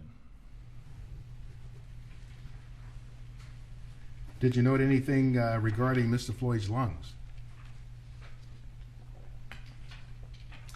Mr. Floyd's lungs were quite edematous, meaning they had a lot of fluid and congestion in them, but other than that, they were generally normal postmortem lungs. And is it possible to get fluid on the lungs, or edematous lungs, I think you called it, from the efforts to resuscitate Mr. Floyd after he was taken from the scene? Yes. And what kinds of fluids could cause that? Well, basically what we're seeing at autopsy is just called edema fluid, which is a lightly protein-filled fluid that seeps out of the blood into the lungs and fills up the breathing spaces. We see that in people who have had protracted CPR, who've been given lots of fluid. As their heart's not working very well, perhaps not at all during the CPR, they're still getting a lot of fluid put in them in the emergency room, and so we can see that pulmonary edema from that. There's other circumstances in which we see pulmonary edema as well. It's a fairly non-specific finding. And so in this instance, with respect to Mr. Floyd, you didn't need to take the time to try to understand what was the source of his pulmonary edema? I don't know that I could pinpoint the source with any accuracy. Again, given that he got CPR, there's multiple potential explanations for his pulmonary edema. What about the prospect of what's called a pulmonary embolism? What is a pulmonary embolism? A pulmonary embolism is when you have a clot form in another part of your body. Most commonly it's in the lower legs or the pelvis, although it can form in other places. And that clot breaks off and it goes straight to the lungs because that's where your heart pumps all the blood as it returns from your body. A massive pulmonary embolism can be almost instantaneously fatal, and by massive I mean it blocks the artery coming off the top of the heart that goes to the lungs. Smaller pulmonary emboli can go out into smaller branches of the lungs. Sometimes they're completely asymptomatic, sometimes they're symptomatic, sometimes they can be life-threatening if the person has underlying conditions. We do always look for pulmonary emboli as part of a forensic autopsy. Did you see any pulmonary emboli in the case of Mr. George Floyd? No, he did not have any pulmonary emboli. Dr. Baker, let's talk about the toxicology. Did you seek what's called a toxicology screen in this case? Yes. Would you tell the jury what is a toxicology screen? So we actually use the term expanded panel simply because the laboratory that we use, that's the terminology. But in essence, what we do is we send off one or more tubes of blood, and in some cases urine, to our toxicology lab, and they run a very comprehensive panel looking for a variety of illicit drugs as well as scores and scores of prescription drugs. I expect that you've probably already heard from a toxicologist, so I won't go into the laboratory part of it because that's not my area of expertise. But part of the testing they do is antibodies looking for specific categories of drugs like morphine and related compounds, benzodiazepines, things in that class, barbiturates, and so on. And then the lab can do a variety of other techniques that are often go under names like gas chromatography, liquid chromatography, mass spectrometry, things like that. And they have the potential to detect hundreds of different medications that way. That's what we call the expanded panel with the lab that we work with, and that's typically what we ask for on most forensic autopsies. And is the lab you work with NMS? Correct. How long have you worked with NMS labs? It's been about 13 or 14 months now. So for the past 13 or 14 months, would that be the only lab that you would be sending out toxicology panels or screens to from the Hennepin County Medical Examiner's Office? Yes, all of our postmortem toxicology is done by NMS. Are you familiar with a toxicologist named Dr. Eisenschmidt? Yes, I know Dan.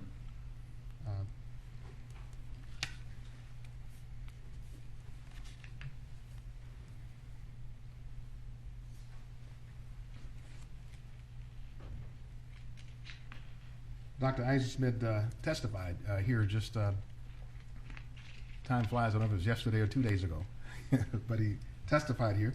Do you have a good opinion of him as a toxicologist? He's been great to work with so far. Objection is sustained. Well, you know Dr. Eisenschmidt. I do. Did you examine the contents of Mr. Floyd's stomach as part of your autopsy? I did.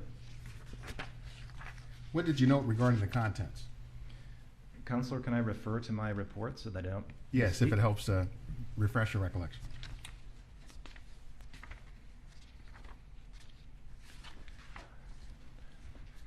I'm simply going to quote what I dictated as part of the postmortem exam. The stomach contains approximately 450 milliliters of dark brown fluid with innumerable soft fragments of gray-white food particulate matter resembling bread. Did you note anything resembling either a pill or pill fragments in the stomach contents? I did not. Did you do any testing of the contents of Mr. Floyd's stomach as a part of the toxicology assessment for Mr. Floyd? So I wouldn't do any testing of that. It is possible that we could send it to a lab like NMS for testing, but I did not request that. So were you aware of whether or not Mr. Floyd had tested positive for COVID? Yes, I was aware of that. Not at the time I did the autopsy, but I became aware of that later. Was that significant to you in any way? That he had tested positive for COVID? Yes, sir. I guess it kind of depends on what you mean by significant. This was very early in the pandemic, and we were still scrambling to figure out things like autopsy safety protocols and what we should be wearing. So in that sense, it was significant. In Mr. Floyd's specific case, the fact that he had been COVID positive 7 or 8 weeks before he passed away did not factor into my cause of death determination because I didn't see any signs of COVID at his autopsy, and his lungs did not have any of the stigmata of COVID that I would expect to see under the microscope. So was he clinically symptomatic from your point of view? I can't assess that because I didn't know Mr. Floyd when he was alive. To the best of my knowledge, he was generally healthy on May 25th before the events of that evening. I'm unaware that he was suffering from any acute COVID symptoms at that time. You also know that Mr. Floyd had sickle cell trait. What can you tell us about that? Sickle cell trait is carried by about 8% of Americans of African heritage. What it means is that one of the genes that codes for the beta chain of hemoglobin has an abnormal substitution in it. If you just have sickle cell trait, chances are you will go through life and never have any symptoms from it because you make plenty of normal hemoglobin. That's very different than sickle cell disease, which means that both of the genes have that gene substitution, and then you have sickle cell disease. People with sickle cell disease can get very severe anemia, they can have sickle cell crises, they're subject to a variety of infections and other complications.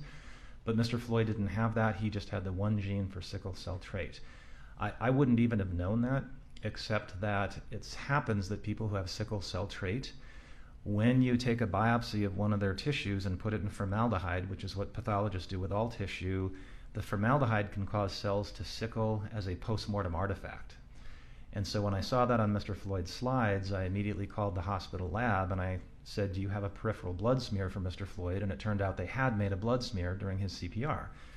And so I had a pathologist who specializes in blood disorders look at the slide and confirm there was no evidence that Mr. Floyd was sickling on his peripheral smear during life. I did also have our lab then run a sickle cell quantitation, which means they actually quantify the abnormal hemoglobin in the blood. And sure enough, that came back with the exact number that would be consistent with Mr. Floyd having sickle cell trait. So it's really just a fluke that it got picked up at autopsy. In my opinion, it doesn't have anything to do with why he died. All right. What about paraganglioma, a kind of tumor? I'll just ask you about the paraganglioma as to whether you found or concluded that it had anything to do with Mr. Floyd's death. So the short answer is I don't feel Mr. Floyd's paraganglioma had anything to do with his death. What we're talking about is an incidental tumor that I happened to find in his pelvis during the autopsy. I did look at it under the microscope. The most likely diagnosis is a paraganglioma, but I have no reason to believe that had anything to do with Mr. Floyd's death. Okay. So Dr. Baker, want to switch and talk about the death certificate. Okay. So if we could pull up Exhibit 194.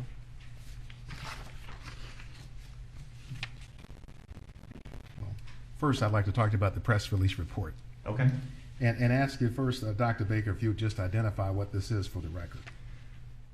Yes, what you are looking at is the final press release my office put out once I had reached my conclusion as to the cause and manner of Mr. Floyd's death. Okay. Can you explain to the jury what it means to certify a death? To certify death as a physician means that you fill in the decedent's cause of death and their manner of death.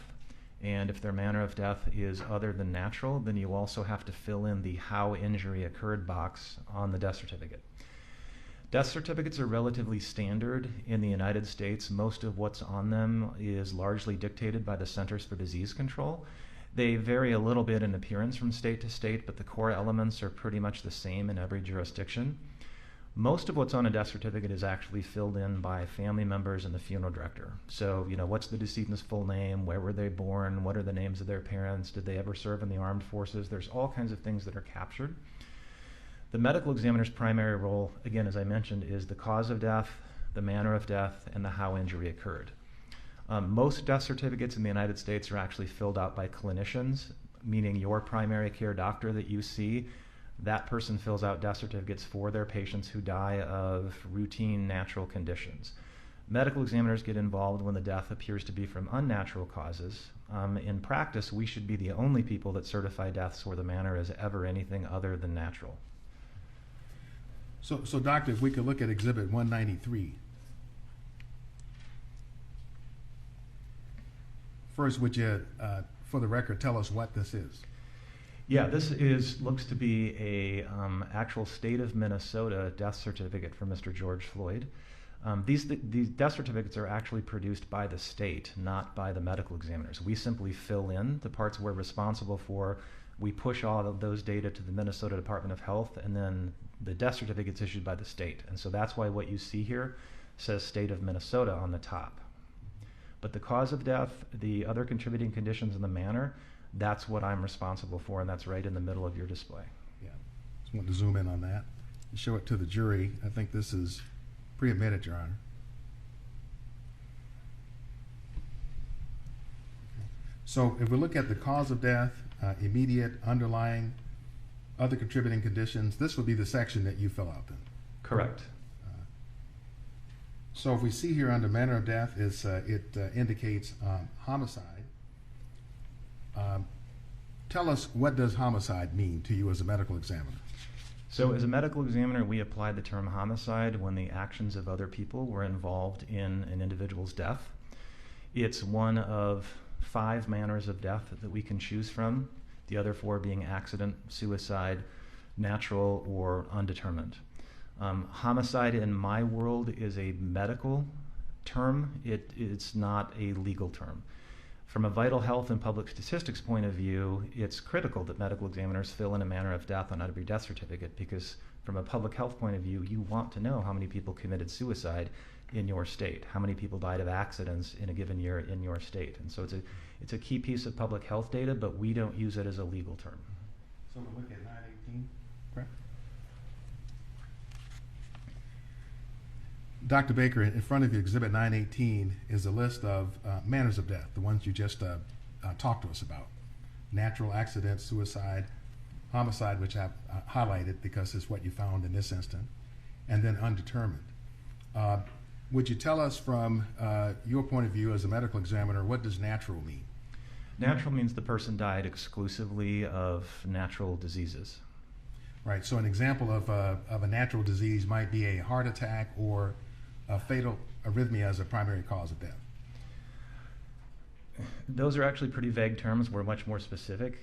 So to your point, Counselor, arteriosclerotic heart disease causing a heart attack would be a natural cause of death. A ruptured brain aneurysm from long-standing untreated high blood pressure would be a natural cause of death.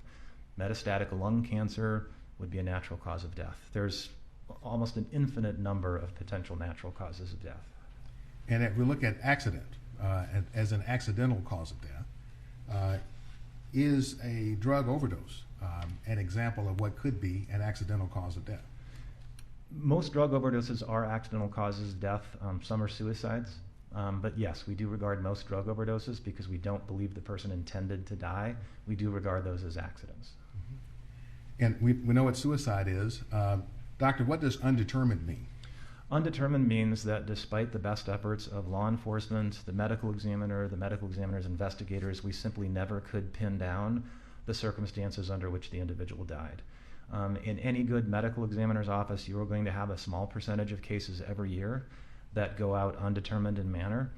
Most of those, as it happens, are people who died of drug toxicity, and based on the drug levels, based on the person's known history, we just don't have enough data to know whether this was a suicide or an accident. And so if we don't know their intent, it's often undetermined. More dramatic but slightly less common example, you find a skeletonized body out in the woods. You have no idea why the person was there, how long they were there. There's very little left to work with, so you don't really know what happened. A case like that might go out undetermined as well. Again, much less common, but undetermined essentially means we never really did figure out the circumstances. Now, in Mr. Floyd's case, you listed the immediate cause of death as cardiopulmonary arrest, complicating law enforcement, subdual, restraint, and neck compression. Correct. What does cardiopulmonary arrest mean? That's really just fancy medical lingo for the heart and the lungs stopped. The heart, no pulse, no breathing. So with respect to the term complicating, am I right in the understanding that this term means occurring in the setting of? Yes. Or in other words, cardiopulmonary arrest occurring in the setting of law enforcement, subdual, restraint, and neck compression. Correct. So Dr. Baker, can you tell us how it is physiologically that the subdual, restraint, and neck compression caused Mr. Floyd's death? In my opinion, the physiology of what was going on with Mr. Floyd on the evening of May 25th is, you've already seen the photographs of his coronary arteries, so that you know he had very severe underlying heart disease. I don't know that we specifically got to it, Counselor, but Mr. Floyd also had what we call hypertensive heart disease, meaning his heart weighed more than it should. So he has a heart that already needs more oxygen than a normal heart by virtue of its size, and it's limited in its ability to step up to provide more oxygen when there's demand because of the narrowing of his coronary arteries. Now, in the context of an altercation with other people that involves things like physical restraint, that involves things like being held to the ground, that involves things like the pain that you would incur from having your cheek up against the asphalt, an abrasion on your shoulder, those events are going to cause stress hormones to pour out into your body, specifically things like adrenaline. And what that adrenaline is going to do is it's going to ask your heart to beat faster. It's going to ask your body for more oxygen so that you can get through that altercation. And in my opinion, the law enforcement subdual, restraint, and the neck compression was just more than Mr. Floyd could take by virtue of those heart conditions. So Dr. Baker, just a point of clarification that frankly occurs to me as you were talking. As a forensic pathologist, it's not part of what you do within the four corners of your job to try to calculate what Mr. Floyd's either lung volumes or oxygen reserves or that sort of thing would have been, is it? I think what you're getting at, Counselor, is the sort of thing that I would defer to a pulmonologist.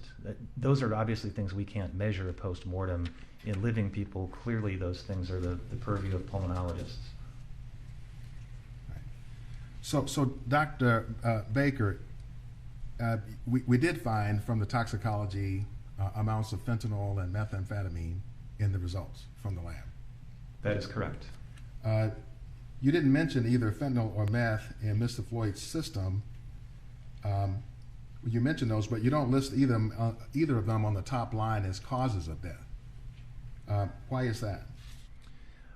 Well, the top line of the cause of death is really what you think is the most important thing that precipitated the death.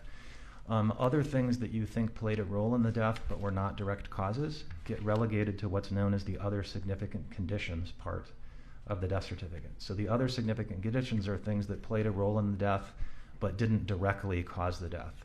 So, for example, Mr. Floyd's use of fentanyl did not cause the subdual or neck restraint. His heart disease did not cause the subdual or the neck restraint. All right. So these are items that may have contributed but weren't the direct cause. Correct.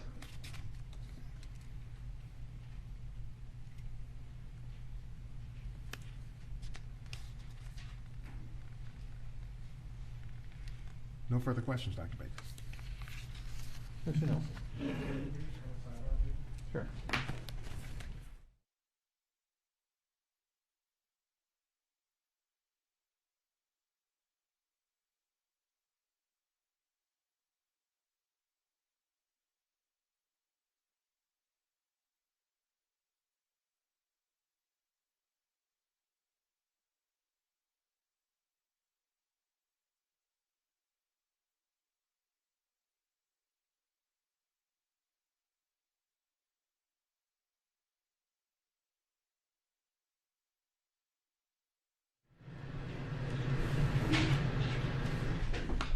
We're going to take a 10-minute break.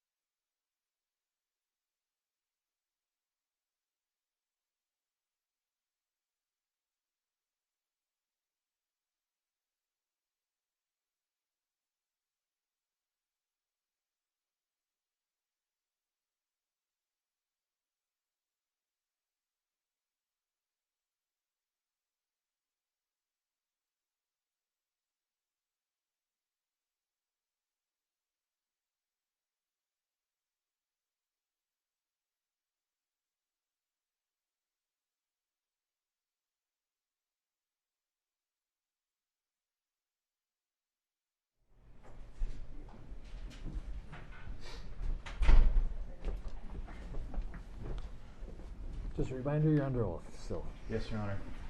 Mr. Nelson. Good afternoon, Dr. Baker. Good afternoon, Mr. Nelson. If I may have just a moment, Your Honor, to...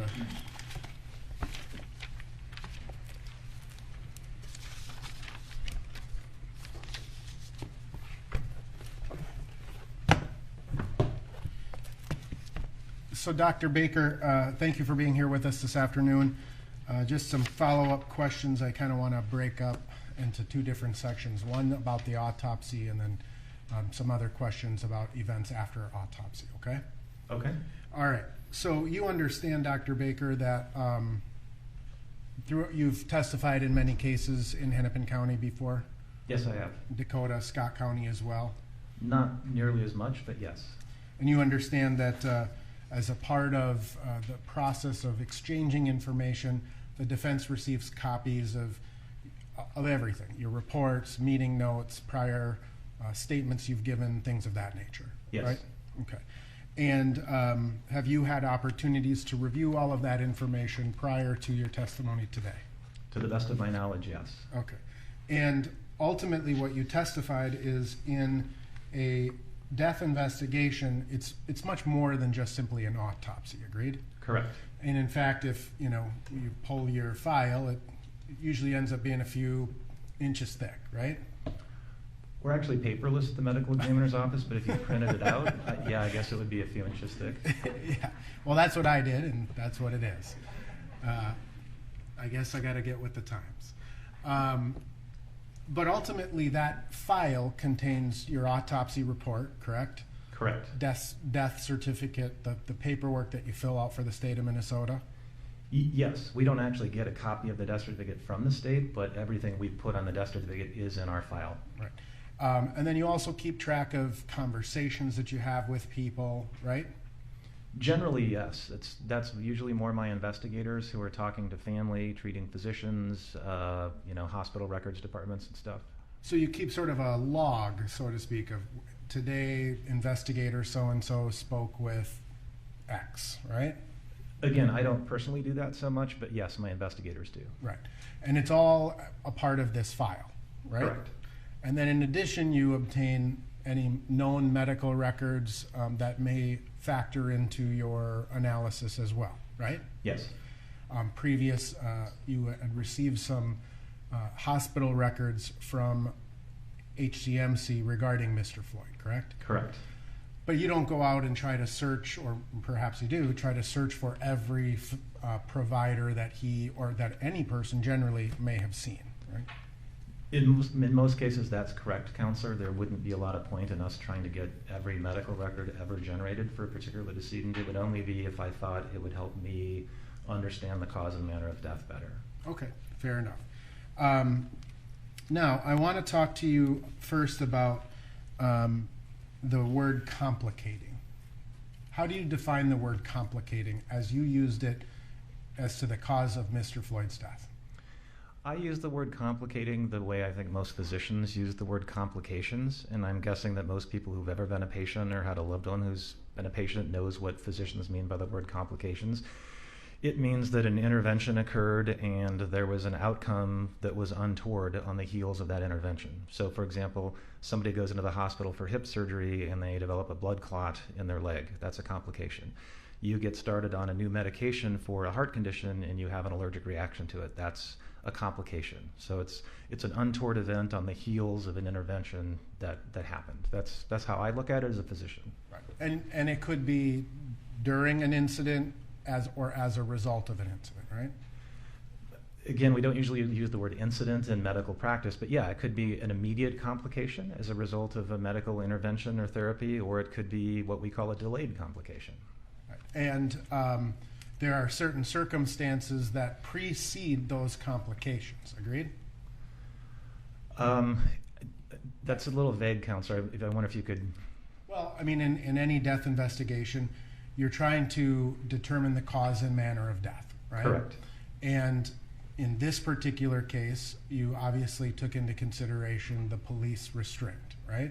Correct. But you also took into consideration the heart disease, correct? Yes. As well as the toxicology results. Agreed?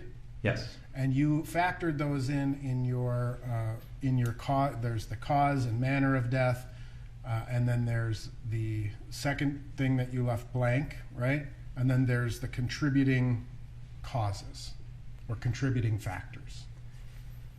Yes, the term of art is other significant conditions is what you're getting at, Counselor. Yeah.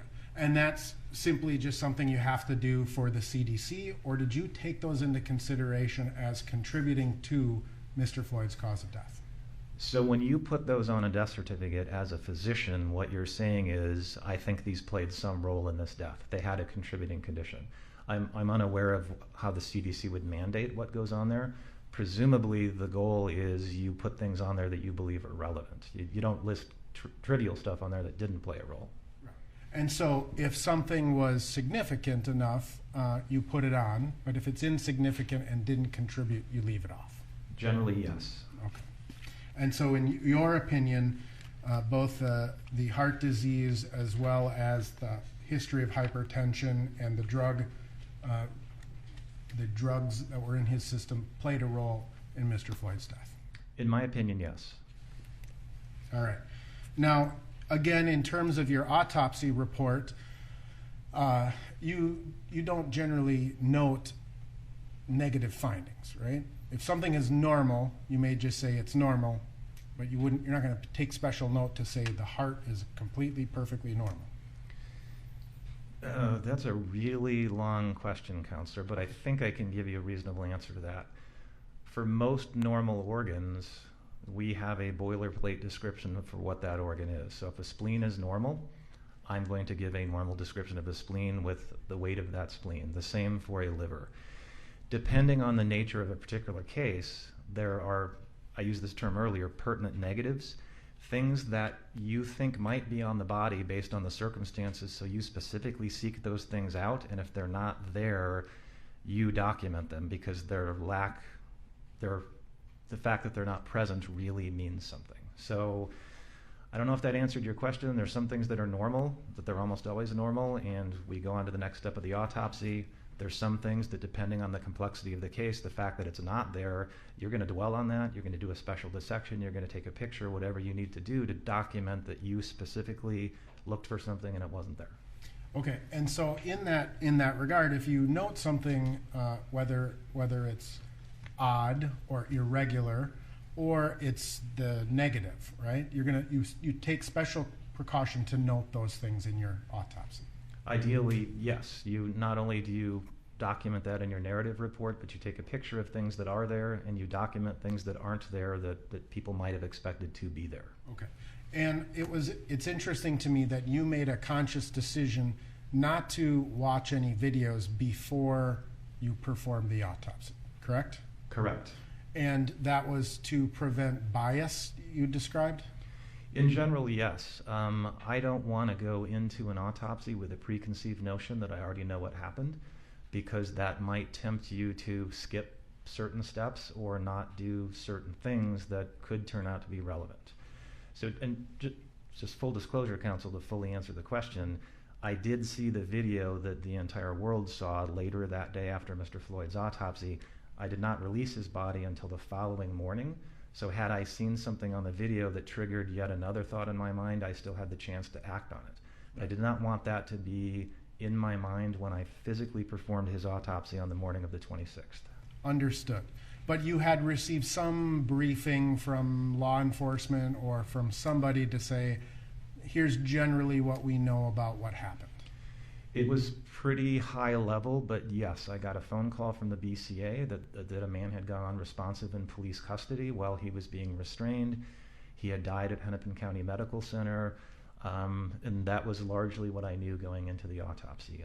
I believe I was aware that there had been pressure applied to his neck, but beyond that, that's pretty much what I knew going into the autopsy. So you took special, because you had learned that there was potential pressure to the neck, you took special steps to look at the neck area, shoulders, etc., right? Yes. And because of that, you did this unique incision or this specific incision to lift the skin off to look under the surface, so to speak. That's correct. All right, and we'll come back to that in a second. You did note, I want to focus on the heart for a little bit. You noted that the heart was dilated. Yes. What causes that? So dilated is just fancy medical lingo for has gotten a little bit bigger than it used to be. Like when you blow up a balloon, it dilates, for lack of a better lay description. Mr. Floyd's heart was, if I can refer to my report, Counselor. Refresh your recollection? It would.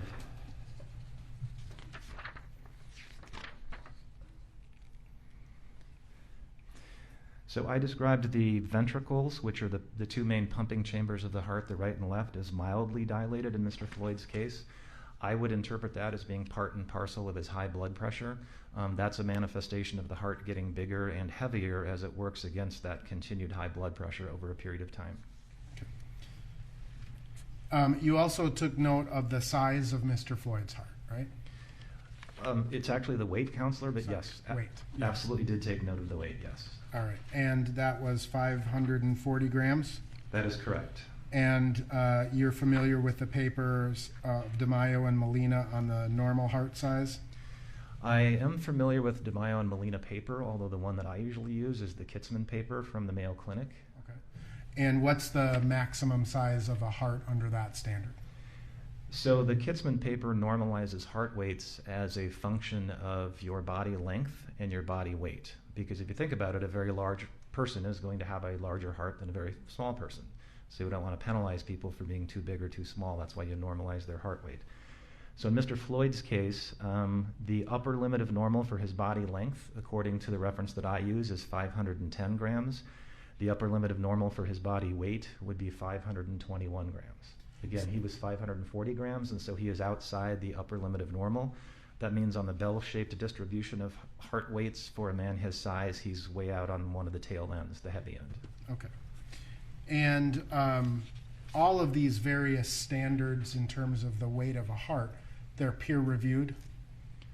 As far as I know, yes. The reference I use is from the Mayo Clinic proceedings, which I'm going to assume is peer-reviewed. Right.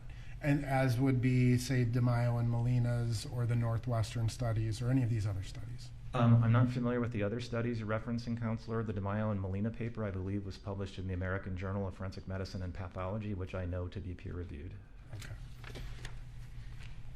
And you would agree that the larger the heart is, the more blood it needs to provide adequate oxygenation. Agreed? As a general rule, I would say that is true, yes. What types of things cause a person's heart to be bigger than normal? The most common cause by far in adults in the developed world would be high blood pressure. There are a number of far less common causes. Aortic valve disease could do it if the heart's pumping against a defective valve. There are genetic causes of an enlarged heart. Typically, we can tell those by looking at the heart grossly and microscopically. Those are much farther down the list than high blood pressure, which again is the number one by a long shot. And based on your review of Mr. Floyd's medical records, you determined that he has a history of high blood pressure, correct? Yes, it was very helpful to learn that from his medical records. He was known to be hypertensive. Can you describe the narrowing or the stenosis of the coronary arteries a little bit more detail? I can, Counselor, if I may refer to my report again. Sure. So as I mentioned when I was describing the photographs earlier, he had 75% proximal and 75% mid narrowing of his left anterior descending coronary artery. Again, in most people, that would be the largest of the three coronary arteries. He had 75% narrowing of the first diagonal branch of his left anterior descending coronary artery. And then in his right coronary artery, which in most people is the second largest of the three, he had 90% proximal narrowing. All right. And what do forensic pathologists generally consider to be enough narrowing of the arteries to cause a sudden death? We usually look to 75% greater as capable of causing sudden death. And are you familiar with myocyte necrosis? Yes. And do you have to have myocyte necrosis to cause a sudden death? No, you do not. In an arrhythmia, there would be no necrosis, correct? So an arrhythmia is an electrical phenomenon, not an anatomic one, and so I really can never diagnose an arrhythmia post-mortem. We just have to infer that from the circumstances and from the condition of the coronaries. And when we describe hypoxia of the heart, that's the reduction of oxygen to the heart, correct? Correct. And can you,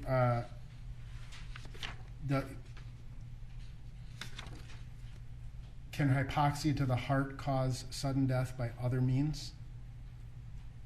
Or would it just be the arrhythmia? Well, there's many ways that a lack of oxygen to the heart could cause death. One could be a sudden dysrhythmia, where the person's heart goes from a normal beat to a non-perfusing beat, and the person would literally just collapse right in front of you. Depending on the nature of the coronary artery disease, a person could have a thrombus. They could present to the emergency room with crushing chest pain and sweating and difficulty breathing. That would be a different mechanism of death. So there's different ways the heart manifests that is not getting enough oxygen, but one of them is sudden collapse and death. And sometimes people can survive that for a longer period of time. Survive. The thrombus you just described? I mean, Correct. I mean, I don't know the numbers, but obviously people can and do survive thrombi in their coronary arteries. That's why we have clot-busting drugs and cardiologists on call for emergency rooms for urgent catheterizations and stuff like that. Gotcha. Now, can you generally describe the conduction system of the heart? Only in the broadest terms, because I'm not an expert in the conduction system of the heart. I have other people I rely on for that, but it's basically the electrical system of the heart. There's a part of your heart called the sinoatrial node, and that's like the little watch in your heart that starts every heartbeat. You would be able to see what it's doing on an EKG if you were looking at an electrical tracing in a living person. That's then conducted to another node that's known as the AV node, the atrioventricular node, and then the electrical impulses go out from that to the ventricles that cause them to beat. You can actually see the conduction system under the microscope if you take it out and look for it. And there's, on very rare occasions, we do that. It wouldn't have been necessary in Mr. Floyd's case, but that's basically what the conduction system does. If the conduction system is impaired, what happens? I'd have to defer to a cardiologist on that, because there's so many different ways it can be impaired. Sometimes it's completely benign. Sometimes a person might need a pacemaker or even a defibrillator. It totally depends on the nature of the derangement.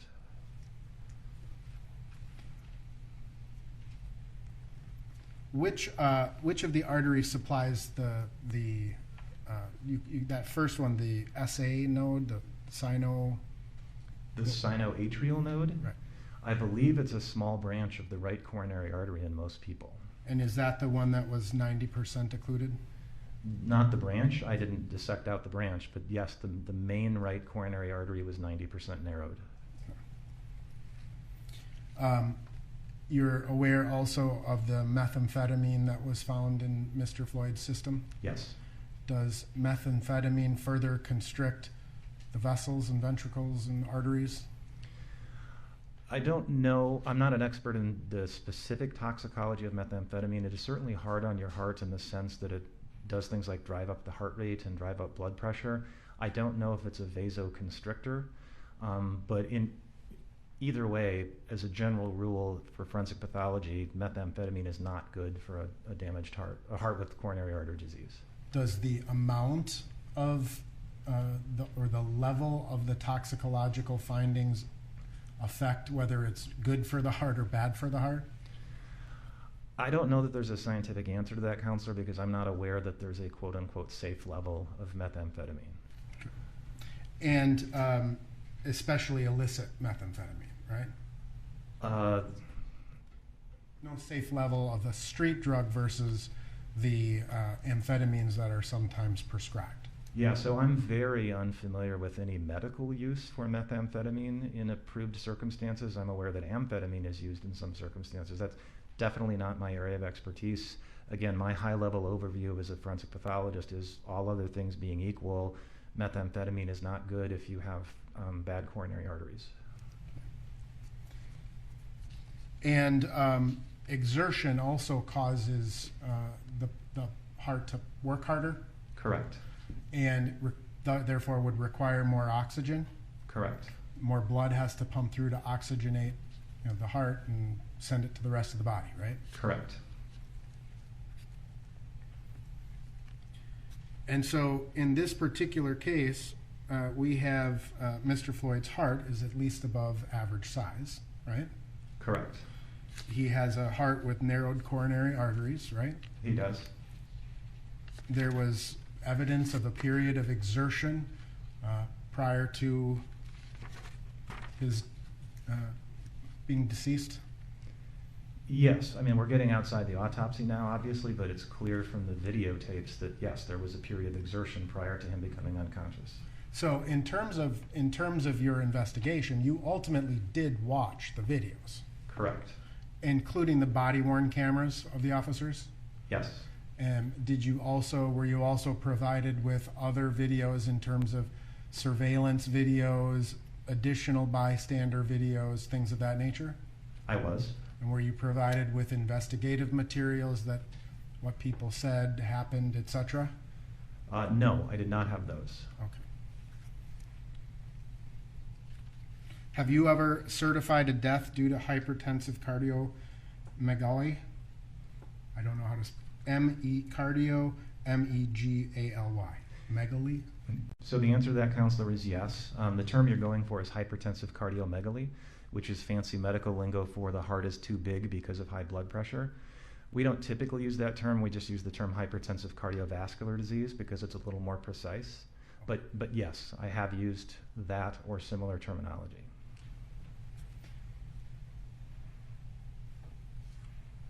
Have you ever certified a death due to atherosclerotic cardiovascular disease?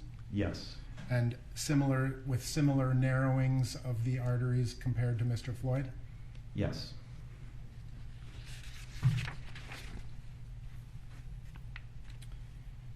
In terms of the injuries to Mr. Floyd, the abrasions and things of that nature, obviously they appeared to be fresher to you. Would you agree with that?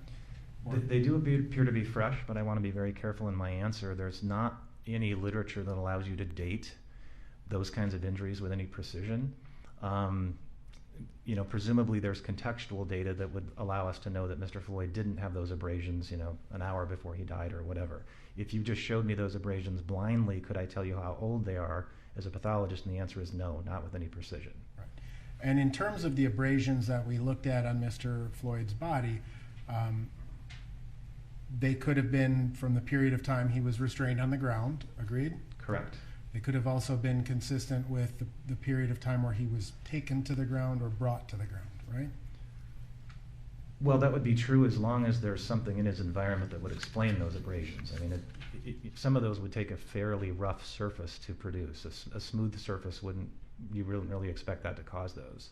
Understood, but if you were in the midst of a struggle with police officers and the police officers brought Mr. Floyd to the ground, the moment of impact with the ground could have resulted in some of those abrasions. Objection, Your Honor. It's beyond the scope and calling for speculation. Overruled. Would you mind repeating the question, Counselor? Sure. Some of the abrasions that we looked at, it would also be likewise consistent with Mr. Floyd being taken out of a police car and put onto the ground. Same objections beyond the scope of the autopsy. Overruled.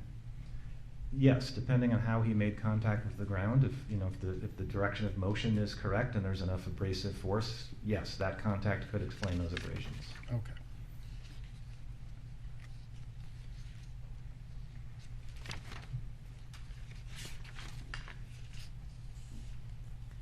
Would you agree with the general proposition that the prone position is not inherently dangerous?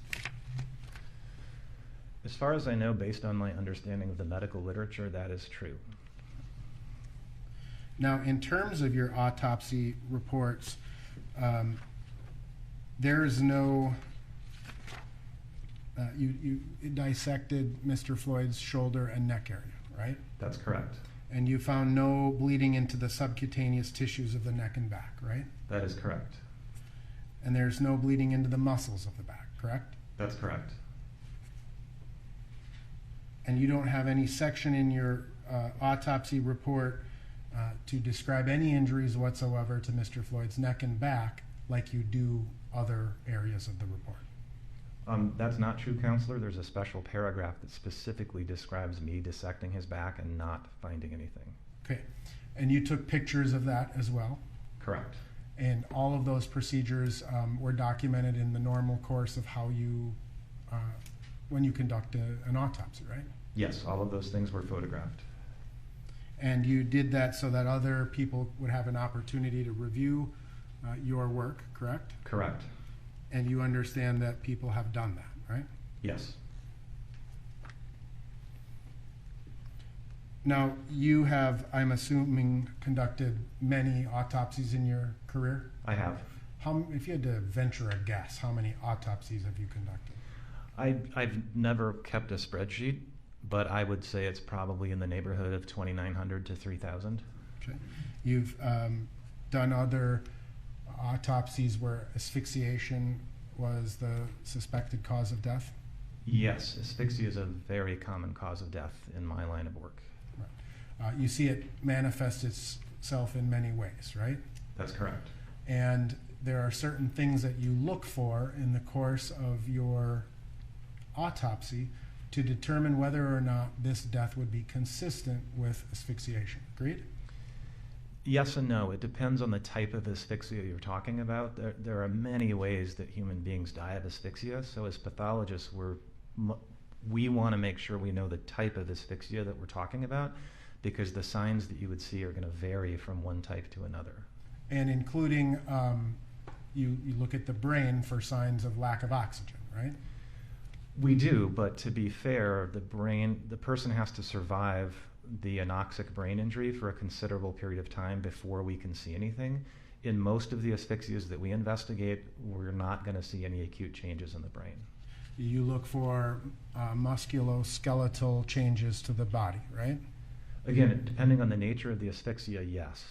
So you may look for, perhaps if the asphyxia was from the front to the back, broken hyoid bones, for example?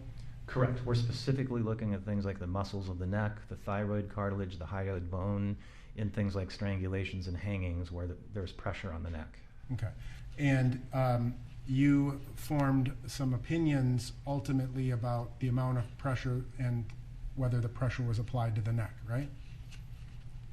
Could you be more specific, Counselor? Well, ultimately you have your, you have described your cause of death, right? Correct. And part of your cause of death includes neck restraint, right? I believe I actually used the term neck compression, but yes, that is on the top line of my cause of death statement. And in the course of your many conversations that you've had with various prosecutors and law enforcement officers, you, after watching the video, you've made some statements about where you thought Mr. Chauvin's knee was placed. Would you agree with that? Yes. And did you feel that Mr. Chauvin's knee was compressing his neck? Yes. Did you describe it as being more on the back or in this lower part, base part of the neck?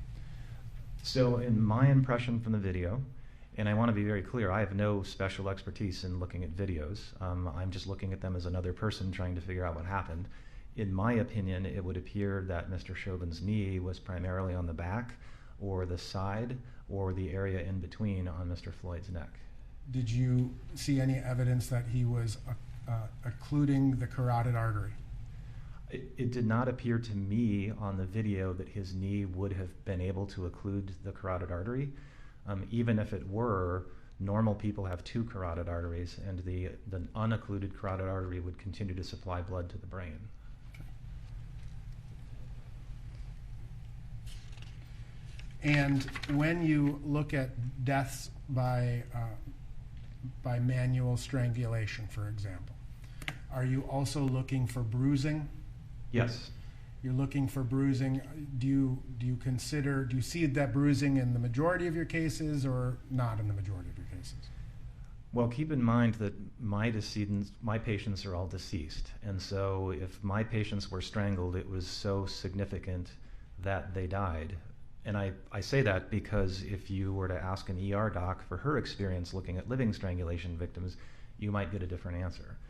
In my world, we typically see bruises on the outside of the neck, we see abrasions on the neck, we see bruises to the small muscles of the neck.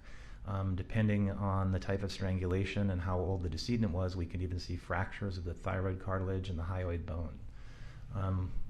And we often see petechiae as well, which are little tiny blood spots on the lining of the eyes. Sometimes you can see them on the face, on the inside of the lips, even the inside of the mouth.